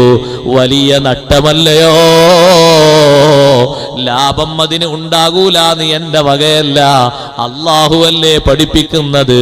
യംഹഖുല്ലാഹുർ റിബാ, പലിശക്ക് അല്ലാഹു ബർക്കത്ത് കൊടുക്കൂല. യംഹഖുല്ലാഹുർ റിബാ, പലിശക്ക് അല്ലാഹു ബർക്കത്ത് കൊടുക്കൂല. പലിശയായി കിട്ടുന്ന മുഴുവനത്തിന്റെയും ബർക്കത്ത് അല്ലാഹു മായ്ച്ചു കളയും. വയുർബിസ് സ്വദഖാത്ത്, ദാനധർമ്മങ്ങളെ അല്ലാഹു വളർത്തും, അതിനെ വികസിപ്പിക്കും. ചെറിയ ഒരു ശതമാനം കിട്ടിയാൽ കൊണ്ടുപോയിട്ട് വികസിപ്പിക്കുക പലിശയിലൂടെ. 10-15 മാസം കഴിയുമ്പോ ആയിരക്കണക്കിന് 10,000-കണക്കിന് പലിശ വാങ്ങുക.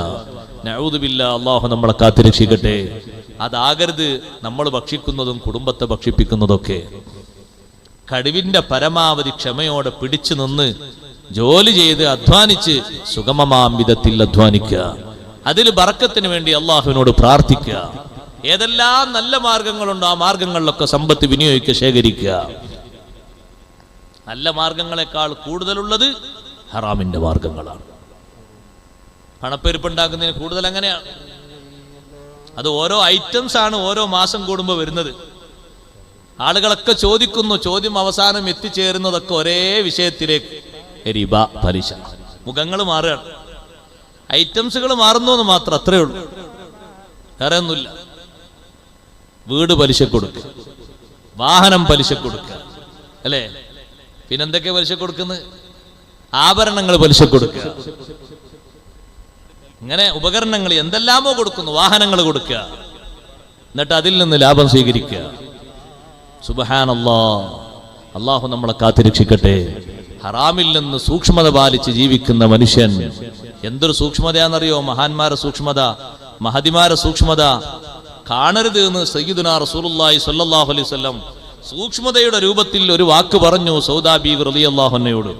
ചെറിയൊരു സംഭവം പറയട്ടെ. ഇമാം ബുഖാരി റളിയല്ലാഹു അൻഹു സ്വഹീഹിൽ ഉദ്ധരിച്ചത്. സൗദാ ബീവി റളിയല്ലാഹു അൻഹയുടെ സഹോദരനാണ് അബ്ദു. സൗദാ ബീവിന്റെ ബാപ്പയുടെ പേരാണ് സംഅത്ത്. ഈ സംഅത്തിന് ഒരു അടിമ സ്ത്രീ ഉണ്ടായിരുന്നു. ആ അടിമ സ്ത്രീക്ക് ഒരു കുട്ടി ജനിച്ചു. കുട്ടി ജനിച്ചതിനെ പറ്റി സഅദ് ബിൻ അബി വഖാസ് റളിയല്ലാഹു അൻഹുവിന്റെ സഹോദരൻ ഉത്ബ, അയാൾ വിശ്വാസിയായിട്ടില്ല. ഉത്ബ മരിക്കുന്നതിന്റെ മുമ്പ് സഅദ് ബിൻ അബി വഖാസ് തങ്ങളോട് മദീനയിൽ വെച്ച് പറഞ്ഞിരുന്നു, മക്കത്ത് പോയാല് അവിടെ സംഅത്തിന്റെ അടിമ സ്ത്രീക്ക് ഒരു കുട്ടി ജനിച്ചാൽ ആ കുട്ടിയെ സ്വീകരിക്കണം, ആ കുട്ടി എന്റേതാണ്, ഞാൻ അവിഹിത മാർഗത്തിലൂടെ ബന്ധപ്പെട്ടുണ്ടായ കുട്ടിയാണ്. സഅദ് ബിൻ അബി വഖാസ് റളിയല്ലാഹു അൻഹുവിനോട് പറയുന്ന അടിമയുടെ കുട്ടി എന്റേതാണ്, നീ അത് സ്വീകരിക്കണം. സഅദ് റളിയല്ലാഹു അൻഹു ഹജ്ജിന് വേണ്ടി മക്കത്ത് വന്നപ്പോ സൗദാ ബീവിന്റെ സഹോദരൻ അബ്ദുവിനെ കണ്ടപ്പോ ചോദിച്ചു, നിങ്ങളെ വീട്ടിൽ ഒരു അടിമ സ്ത്രീ ഉണ്ടോ? ഉണ്ട്. ആ അടിമ സ്ത്രീക്ക് ഇപ്പൊ അടുത്ത് കുട്ടി ഉണ്ടായോ? ആ കുട്ടി ഉണ്ടായിട്ടുണ്ട്. ആ കുട്ടിയെ എനിക്ക് തരണം, അതെന്റെ സഹോദരന്റെ കുട്ടിയാണ്. അപ്പൊ അബ്ദു പറഞ്ഞു, അതെന്റെ വാപ്പാന്റെ അടിമ സ്ത്രീയാണ്. പാപ്പാന്റെ അടിമ സ്ത്രീക്ക് കുട്ടി ഉണ്ടായാല് അതെന്റെ സഹോദരനാണ്, ബാപ്പാന്റെ കുട്ടിയായിട്ടാണ് കൂട്ടുക. അതല്ല, അതെന്റെ സഹോദരൻ സഅദ് റളിയല്ലാഹു അൻഹു, എന്റെ സഹോദരൻ നേരത്തെ മരിക്കുന്നതിന് മുമ്പ് എന്നോട് പറഞ്ഞിരുന്നു, ഇങ്ങനെ ഒരു കുട്ടി ഉണ്ടാകും, ആ കുട്ടിയെ നീ സ്വീകരിക്കണം. രണ്ടുപേരും തർക്കത്തിലായി. നബി സല്ലല്ലാഹു അലൈഹി വസല്ലം നിങ്ങൾ അടുത്തെത്തിയപ്പോൾ നബി സല്ലല്ലാഹു അലൈഹി വസല്ലം നിങ്ങൾ പറഞ്ഞു, അൽ വലദു ലിൽ ഫിറാഷ്, കുട്ടിന്റെ അധികാരം സയ്യിദിനാണ്. അതുകൊണ്ട് അബ്ദുവിനോട് പറഞ്ഞു, അബ്ദു, നിന്റെ ബാപ്പയുടെ അടിമക്ക് ജനിച്ച കുട്ടിയാണ്, കുട്ടിയെ നീ വളർത്തിക്കോളും നിന്റെ സഹോദരനായിട്ട്, കുഴപ്പമില്ല. ഈ കുട്ടി വേശ്യാവൃത്തിയിൽ ഉണ്ടായതാണെന്നോ അപ്പുറത്ത് പറയുന്നത്? വേശ്യാവൃത്തി ചെയ്ത ആൾക്ക് കൊടുക്കേണ്ടത് വലിൽ ആഹിരി അൽ ഹജറു, വേശ്യാവൃത്തി ചെയ്ത ആൾക്ക് കല്ലാണ് കൊടുക്കേണ്ടത്. എന്ന് പറഞ്ഞാൽ കല്ലോണ്ട് എറിഞ്ഞിട്ട് കൊല്ലണം അയാളെ, അയാൾ മരിച്ചുപോയി, അതാ കൊടുക്കേണ്ടത്. പക്ഷെ ആ കുട്ടിന്റെ മുഖത്ത് നബി സല്ലല്ലാഹു അലൈഹി വസല്ലം നോക്കിയപ്പോ ഉത്ബയുടെ ഒരു സാദൃശ്യത കണ്ടു. ആ മുഖത്ത് മുഖച്ചായ അങ്ങനെ കണ്ടപ്പോ, അങ്ങനല്ലേ മുഖം നോക്കിയാൽ ചിലർ പറയും പാപ്പാനെ പോലെ ഉണ്ട്, ഉമ്മാനെ പോലെ ഉണ്ട് എന്ന് പറയല്ലോ. മോഡൽ കണ്ടപ്പോ ഉത്ബയുടെ ഒരു മോഡൽ, ഈ മോഡൽ കണ്ടപ്പോ തത്വത്തില് നിയമത്തിൽ ഇത് സൗദാ ബീവിന്റെ സഹോദരനായിട്ട് ഗണിക്കപ്പെടും. ഈ ഒരു മുഖസാദൃശ്യത കണ്ടപ്പോ അല്ലാഹുവിന്റെ റസൂല് പറഞ്ഞു, സൗദാ, ഒരിക്കലും ഈ കുട്ടിയെ നീ കണ്ടുകൂടാ. ഇഹ്തജിബി മിൻഹു യാ സൗദാ, ഈ കുട്ടിയിൽ നിന്ന് നീ മറഞ്ഞു നിൽക്കൂ സൗദാ. സൗദാ ബീവി റളിയല്ലാഹു അൻഹയോട് പറഞ്ഞപ്പോ സൗദാ ബീവി റളിയല്ലാഹു അൻഹ സ്വീകരിച്ചു. ഇമാം ബുഖാരി റഹ്മത്തുള്ളാഹി അലൈഹി റിപ്പോർട്ട് ചെയ്യുന്നു, മരിക്കുന്നത് വരെ ഒരിക്കൽ പോലും സൗദാ ബീവി റളിയല്ലാഹു അൻഹ കുട്ടിയെ കണ്ടിട്ടില്ല. എന്തേ കാരണം സഹോദരന്മാരെ? എന്തേ കാണാതിരുന്നത്? നബി സല്ലല്ലാഹു അലൈഹി വസല്ലം തങ്ങൾ ഈ കുട്ടിയുടെ മുഖത്ത് നോക്കിയിട്ട് മുഖച്ചായ കണ്ടപ്പോ, റുത്തുബയുടെ സാദൃശ്യത കണ്ടപ്പോഴാണ് സൗദാ ബീവി റളിയല്ലാഹു അൻഹയോട് ഇങ്ങനെ പറഞ്ഞത്. സൗദാ ബീവി റളിയല്ലാഹു അൻഹ ആ ഒരു സൂക്ഷ്മതയിലായിട്ട് അങ്ങനെ ജീവിച്ചു. ഒരിക്കൽ പോലും ആ കുട്ടിയെ കാണാതെ ജീവിച്ചു. അതാണ് ശരിയായ നിലക്കുള്ള സൂക്ഷ്മത. അതാണ് ശരിയായ നിലക്കുള്ള സൂക്ഷ്മത. ഹറാമിൽ നിന്ന് സൂക്ഷിച്ച് ജീവിക്കുന്നവൻ അവൻ പിശാചിന്റെ എതിരാളിയാണ്.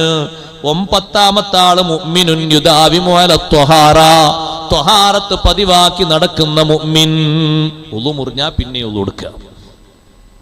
ഒരു മുളു മുറിയുമ്പോ പിന്നെ ഉളു കൊടുക്കുക. നിസ്കാരത്തിന് വേണ്ടി മാത്രമല്ല, ദാഇമുൽ ഉളു, ഉളു നിത്യമാക്കി നടക്കുന്ന മനുഷ്യൻ അവന് ഈമാനോടുകൂടെ മരിക്കാൻ കഴിയുന്നതാണ്.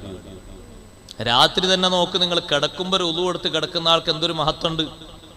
ആ കിടത്തത്തിൽ, ആ ഉറക്കത്തിലാണ് ആൾ മരിക്കുന്നെങ്കിൽ തന്നെ ഈമാനോടെ മരിക്കാൻ പറ്റുന്ന നല്ല റാഹത്തോടെ. കിടക്കുമ്പോൾ ബ്രഷ് ചെയ്താൽ മാത്രം പോരാ, ഉളു എടുക്കണം. ബ്രഷൊക്കെ ചെയ്ത് ഉളു എടുത്തുകൊണ്ടുള്ള ഉറക്കം. എപ്പോഴും ഉളു ഇങ്ങനെ ദായിമാക്കി നടക്കും. നബി സല്ലല്ലാഹു അലൈഹി വസല്ലം തങ്ങളുടെ ഒരു ശൈലിയാണ്. അവിടുന്ന് എപ്പോഴും ത്വഹാറത്ത് ദായിമായി സ്വീകരിക്കുന്നവരായിരുന്നു നബി സല്ലല്ലാഹു അലൈഹി വസല്ലം. എപ്പോഴെങ്കിലും ഒന്ന് തങ്ങളൊന്ന് മലമൂത്ര വിസർജനം നടത്തുമ്പോഴേക്ക് സ്വഹാബത്തിനോട് വെള്ളം കൊണ്ടുവരാൻ പറയും. അപ്പോൾ തന്നെ ഉളു എടുക്കും. നിസ്കാരത്തിന് ടൈമൊന്നും ആയിട്ടുണ്ടാവില്ല. എപ്പോഴും ഉളു സൂക്ഷിച്ച് നടക്കാൻ കഴിയുക എന്ന് പറയുന്നത് ഒരു കഴിവാണ്. ഉളു മുറിയുന്ന കാര്യങ്ങളിൽ നിന്ന് സൂക്ഷിച്ച് ജീവിക്കേണ്ടി വരും. ചില ഭക്ഷണങ്ങളൊക്കെ കഴിച്ചാൽ പെട്ടെന്ന് ഉളു മുറിയുന്നാണെങ്കിൽ കുറച്ച് അകറ്റി നിർത്തേണ്ടി വരും ചെയ്യും. ഉളു മാത്രം എടുത്തിട്ട് കാര്യം ഉണ്ടാകൂല, അതുകൂടി ശ്രദ്ധിക്കേണ്ടി വരും കൂട്ടത്തില്. അപ്പൊ ദായിമുൽ ഉളു ആയ മനുഷ്യൻ മുഅ്മിൻ, അവൻ പിശാചിന്റെ ശത്രുവാൻ. 11ാമത്തെ ആള് മുഅ്മിനുൻ കസീറു സ്വദഖ, സ്വദഖ ധാരാളം ചെയ്യുന്ന മുഅ്മിൻ. അവനോടും പിശാചിന് വലിയ ശത്രുതയാണ്. പൊതുവെ പിശാചിന് ഇഷ്ടമെന്താണ്? സ്വദഖ കൊടുക്കരുത് എന്നാണ് പിശാച് കൽപ്പിക്കുന്നത്. കൊടുത്താൽ പെട്ടെന്ന് തീർന്നു പോകും. അങ്ങനെയല്ലേ പിശാച് ജൽപ്പിക്കുന്നത്? കൊടുക്കണ്ട. നമ്മളെ സമ്പത്തില് അങ്ങനെ ഒരു സ്വാധീനം പിശാചിന് അല്ലാഹു നൽകിയിട്ടുണ്ട്. വശാരിക്കുഹും ഫിൽ അംവാലി വൽ ഔലാദ്, സമ്പത്തിലും സന്താനങ്ങളിലും ജനങ്ങളോട് നിങ്ങൾ കൂറുചേരണം, പങ്കുചേരണം. ശൈത്താന് അല്ലാഹു തആല കൊടുത്ത നിർദ്ദേശമാണ്. അപ്പൊ സമ്പത്ത് നല്ല വഴിക്ക് കൊടുക്കാൻ നോക്കുമ്പോ കൊടുക്കണ്ട, കൊടുത്താൽ പെട്ടെന്ന് തീർന്നു പോകുമെന്നവൻ പറയും. പക്ഷേ റബ്ബ് സുബ്ഹാനഹു വ തആലയോ ധാരാളം കൊടുക്കാനാണ് നിർദ്ദേശിക്കുന്നത്. കൊടുക്കുന്നതിന് പകരം തരുമെന്നും അള്ളാഹുവിന്റെ വാഗ്ദാനമാണ്. വമാ അൻഫഖ്തും മിൻ ഖൈരിൻ ഫഹുവ യുഖ്ലിഫു വഹുവ ഖൈറുർ റാസിഖീൻ. എന്ത് നിങ്ങൾ റബ്ബിന്റെ മാർഗത്തിൽ ചെലവഴിച്ചാലും അള്ളാഹു അതിന് പകരം തരും. ഏറ്റവും നല്ല അർത്ഥത്തിൽ കൊടുക്കുന്നവൻ അള്ളാഹുവാൻ. കൊടുക്കാനുള്ള കഴിവും വലിയൊരു കഴിവാണ്. അതേ, ശൈത്താന് വാഗ്ദത്തം ചെയ്യുന്നത് കൊടുക്കണ്ട, പെട്ടെന്ന് തീർന്നു പോകും എന്ന് പറഞ്ഞ് പേടിപ്പിക്കുന്നു. പല ആവശ്യങ്ങളും ഉള്ളേ ഇല്ലേ എന്ന് നമ്മളോട് ചോദിപ്പിക്കുന്നു. ധാരാളം സ്വതക്ക ചെയ്യാൻ കഴിയുന്ന മുഅ്മിൻ അവൻ പിശാചിന്റെ എതിരാളിയാണ്. പിന്നെ പറയുന്നു വത്താനി അശറ മുഅ്മിനുൻ ഹസനുൽ ഖുലുഖി, സൽ സ്വഭാവിയായ മുഅ്മിൻ, നല്ല സ്വഭാവത്തോടെ നല്ല പെരുമാറ്റത്തോടെ ജീവിക്കുന്ന മുഅ്മിൻ. മുഅ്മിനീങ്ങളെ നല്ല സ്വഭാവം എന്ന് പറയുന്നത് പ്രധാനമായും ഒരുപാട് കാര്യങ്ങൾ അതിൽ ചേരേണ്ടതുണ്ട്. 3 കാര്യങ്ങൾ അടിസ്ഥാനപ്പെടുത്തി മഹാന്മാരത് പഠിപ്പിക്കുന്നുണ്ട്. ഏറ്റവും നല്ല സ്വഭാവമുള്ള മുഅ്മിനായ മനുഷ്യന് 3 കാര്യം വേണം. 1 ഖുദിൽ അഫ്വ, വിട്ടുവീഴ്ച മനോഭാവം സ്വീകരിക്കണം. വഅ്മുർ ബിൽ ഉർഫി, നന്മ കൽപ്പിക്കണം. വഅരിൽ അനിൽ ജാഹിലീൻ, വിവരദോഷികൾ വല്ലതും പറഞ്ഞാൽ അത് മാറിക്കളയണം, അത് മൈൻഡാക്കാതെ ജീവിക്കണം, സബർ ചെയ്ത് ജീവിക്കണം. വിട്ടുവീഴ്ച ചെയ്യാനുള്ള കഴിവ് ഏറ്റവും നല്ല സ്വഭാവമാണ്. സ്വന്തത്തിലും കുടുംബത്തിലും അയൽക്കാരിലും നാട്ടുകാരിലും കൂട്ടുകാരിലും വിട്ടുവീഴ്ച മനോഭാവം സ്വീകരിക്കുക. സൽ സ്വഭാവിയായ മുഅ്മിൻ അവൻ പിശാചിന്റെ എതിരാളിയാണ്. അതേ, 13ാമത്തെ ആള് മുഅ്മിനുൻ യൻഫഉന്നാസ്, ജനങ്ങൾക്ക് പരോപകാരം ചെയ്ത് ജീവിക്കുന്ന മുഅ്മിൻ. സ്വഹാബിമാരുടെ വിശേഷണങ്ങളല്ലേ ഈ സൂചിപ്പിച്ചതൊക്കെ. അവരുടെ സ്വഭാവം എത്ര നല്ല സ്വഭാവമാണ്, അവരുടെ ഉപകാരം എത്ര നല്ല ഉപകാരമാണ്. പാതിരാത്രിയിൽ പാവങ്ങളുടെ വീട് നോക്കിയിട്ട് ആ വീട്ടുകാരിലേക്ക് സാന്ത്വന പ്രവർത്തനങ്ങളുടെ ഭാഗമായി ഒരുപാട് ഭക്ഷ്യവസ്തുക്കൾ എത്തിച്ചു കൊടുത്തിരുന്ന വലിയ മഹാനുഭാവനല്ലേ അലി സൈനുൽ ആബിദീൻ റളിയല്ലാഹു അൻഹു. അലി ഇബ്നുൽ ഹുസൈൻ എന്ന പേരിൽ അറിയപ്പെടുന്ന മഹാൻ ഹുസൈൻ റളിയല്ലാഹു അൻഹുവിന്റെ മകൻ, കർബലയിൽ ഷഹീദായ ഹുസൈൻ റളിയല്ലാഹു അൻഹുവിന്റെ മകൻ അലി സൈനുൽ ആബിദീൻ റളിയല്ലാഹു അൻഹു സാമൂഹ്യ രംഗത്ത് ജനങ്ങൾക്ക് ഉപകാരം ചെയ്തിരുന്ന വലിയൊരു മഹാനാണ്. മരണപ്പെട്ടപ്പോഴാണ് എത്രയാണ് അതിന്റെ കട്ടിയും കനവും എന്നറിഞ്ഞത്. മരിച്ചു കഴിഞ്ഞിട്ട് ജനാസ കുളിപ്പിക്കുമ്പോ തോളിന്റെ 2 ഭാഗത്തും ചുമലിന്റെ 2 ഭാഗത്തും കറുത്ത 2 അടയാളങ്ങൾ കാണുന്നു. ജനങ്ങൾ ചോദിക്കുന്നു, എന്താണ് ഈ കറുത്ത അടയാളം? അപ്പോഴാണ് അനുഭവിച്ച ആളുകൾ പറയുന്നത്, മറ്റൊന്നുമല്ല, നിങ്ങളൊക്കെ രാത്രി ഉറങ്ങുമ്പോ ഞങ്ങളെ വീട്ടിലേക്ക് കൊട്ടയിൽ ഭക്ഷ്യവസ്തുക്കൾ എത്തിച്ചിരുന്നതിന്റെ അടയാളമാണ് വലതുഭാഗത്തും ഇടതുഭാഗത്തും കാണുന്ന കറുപ്പ്. സുബ്ഹാനല്ലാഹ്, അവര് സയ്യിദന്മാരായാൽ തന്നെ എത്ര ദറജയാണ്. അതിനു പുറമേ പാവങ്ങൾക്ക് വേണ്ടി ഇത്ര വലിയ ഉപകാരങ്ങൾ ചെയ്ത് ജീവിച്ചിരുന്നു. മറ്റുള്ള ആളുകൾക്ക് നമ്മളെ കൊണ്ട് കഴിയുന്ന ഉപകാരം ചെയ്യുക.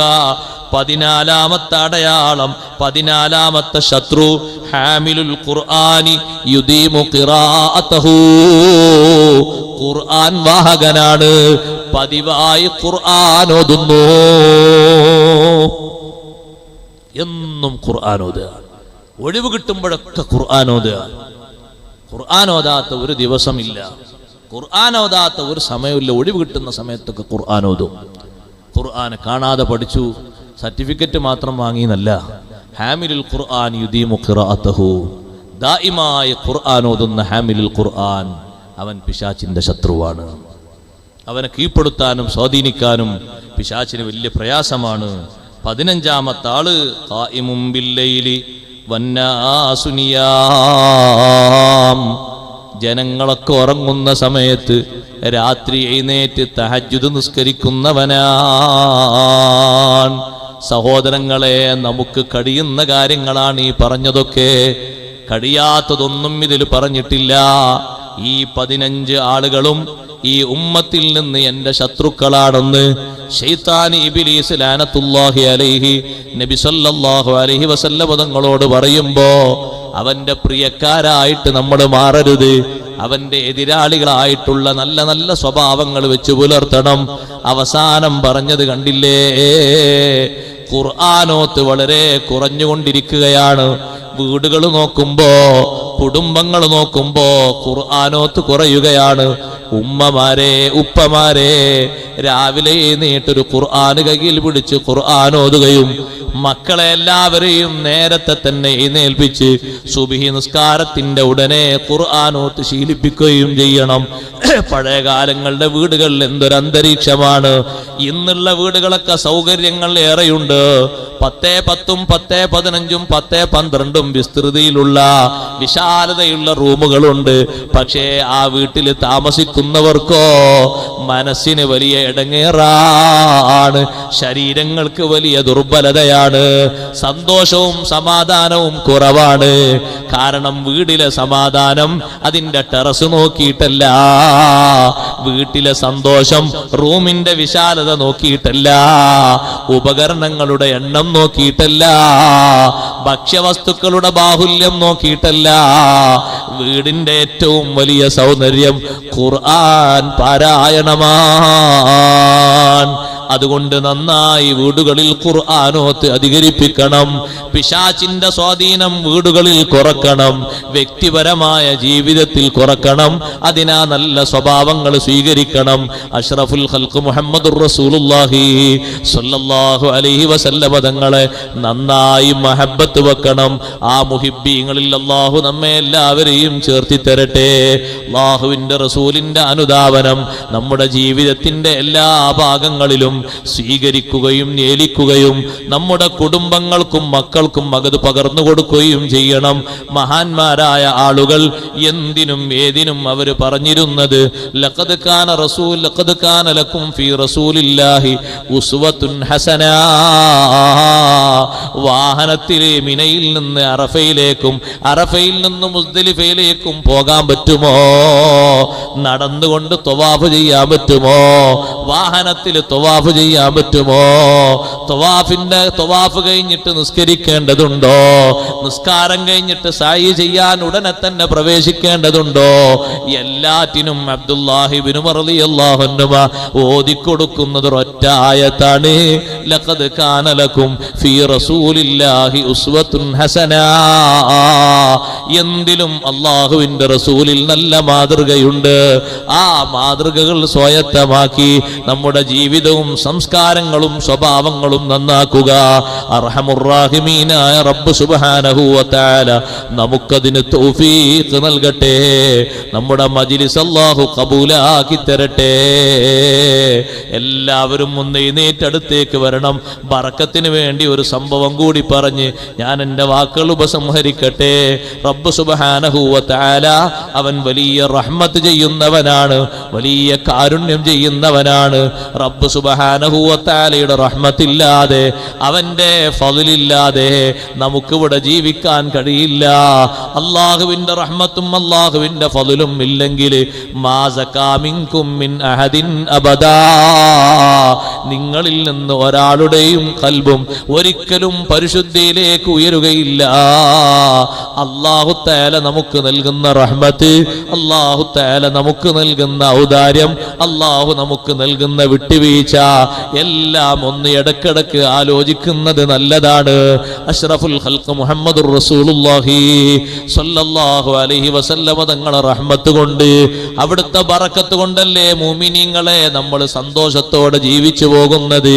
അസാൻമാർഗിക രംഗങ്ങൾ ലോകത്ത് പൊടിപിടിക്കുമ്പോ എല്ലാ മഹല്ലത്തുകളിലും വീട്ടിലും മയക്കുമരുന്നിന്റെയും മദ്യപാനത്തിന്റെയും ചൂഷണത്തിന്റെയും ആളുകൾ വർദ്ധിക്കുമ്പോ ഇപ്പോഴും ഇബാദത്തിന് മുടക്കമില്ലാതെ നമ്മൾ മുന്നോട്ട് ജീവിച്ചു പോകുന്നത് അള്ളാഹുവിന്റെ റസൂലിന്റെ ഒരൊറ്റ റഹ്മത്ത് കൊണ്ടാണ്. മുൻഗാമികളിൽപ്പെട്ട ചില ആളുകൾ അവിവേകം ചെയ്തത് മൂലം വലിയ അദാബ് ഇറക്കിയിട്ട് അള്ളാഹു അവരൊക്കെ നശിപ്പിച്ചെങ്കിൽ അതിന്റെ സന്ദർഭം നോക്കുകയാണെങ്കിൽ എത്രയോ നമ്മുടെ സമൂഹത്തിൽ അത് ആവർത്തിക്കണം. പക്ഷേ അഷ്റഫുൽ ഖൽഖ് റസൂലുള്ളാഹി സ്വല്ലല്ലാഹു അലൈഹി വസല്ലമ തങ്ങൾ അള്ളാഹുവിനോട് ദുആ ചെയ്തില്ലേ, മുൻഗാമികളായ ആളുകളെ ഒറ്റയടിക്ക് അദാബ് ഇറക്കി നശിപ്പിച്ചതുപോലെ എന്റെ ഉമ്മത്തിനെ നശിപ്പിക്കല്ല അല്ലാ. ആ ഒരൊറ്റ റഹ്മത്തിന്റെ തേട്ടം കൊണ്ട്, അള്ളാഹു നൽകുന്ന വിശാലമായ റഹ്മത്ത് കൊണ്ട് ഇത്യാദി അനാവശ്യങ്ങളും അനാചാരങ്ങളും വ്യാപിച്ചിട്ടും ഇബാദത്തിന് സൗകര്യം കുറയാതെ സൗന്ദര്യം പോകാതെ നമ്മൾ ജീവിക്കുന്നു. നമ്മുടെ ആരുടെയും അന്തസ് കൊണ്ടല്ല, അള്ളാഹുവിന്റെ റസൂലിന്റെ ഒരൊറ്റ റഹ്മത്ത് കൊണ്ടാണ്. അത് മനസ്സിലാക്കി ഖൽബ് നന്നാക്കി അള്ളാഹുവിലേക്ക് അടുക്കണം. അള്ളാഹു നമുക്കതിന് തൗഫീഖ് നൽകട്ടെ.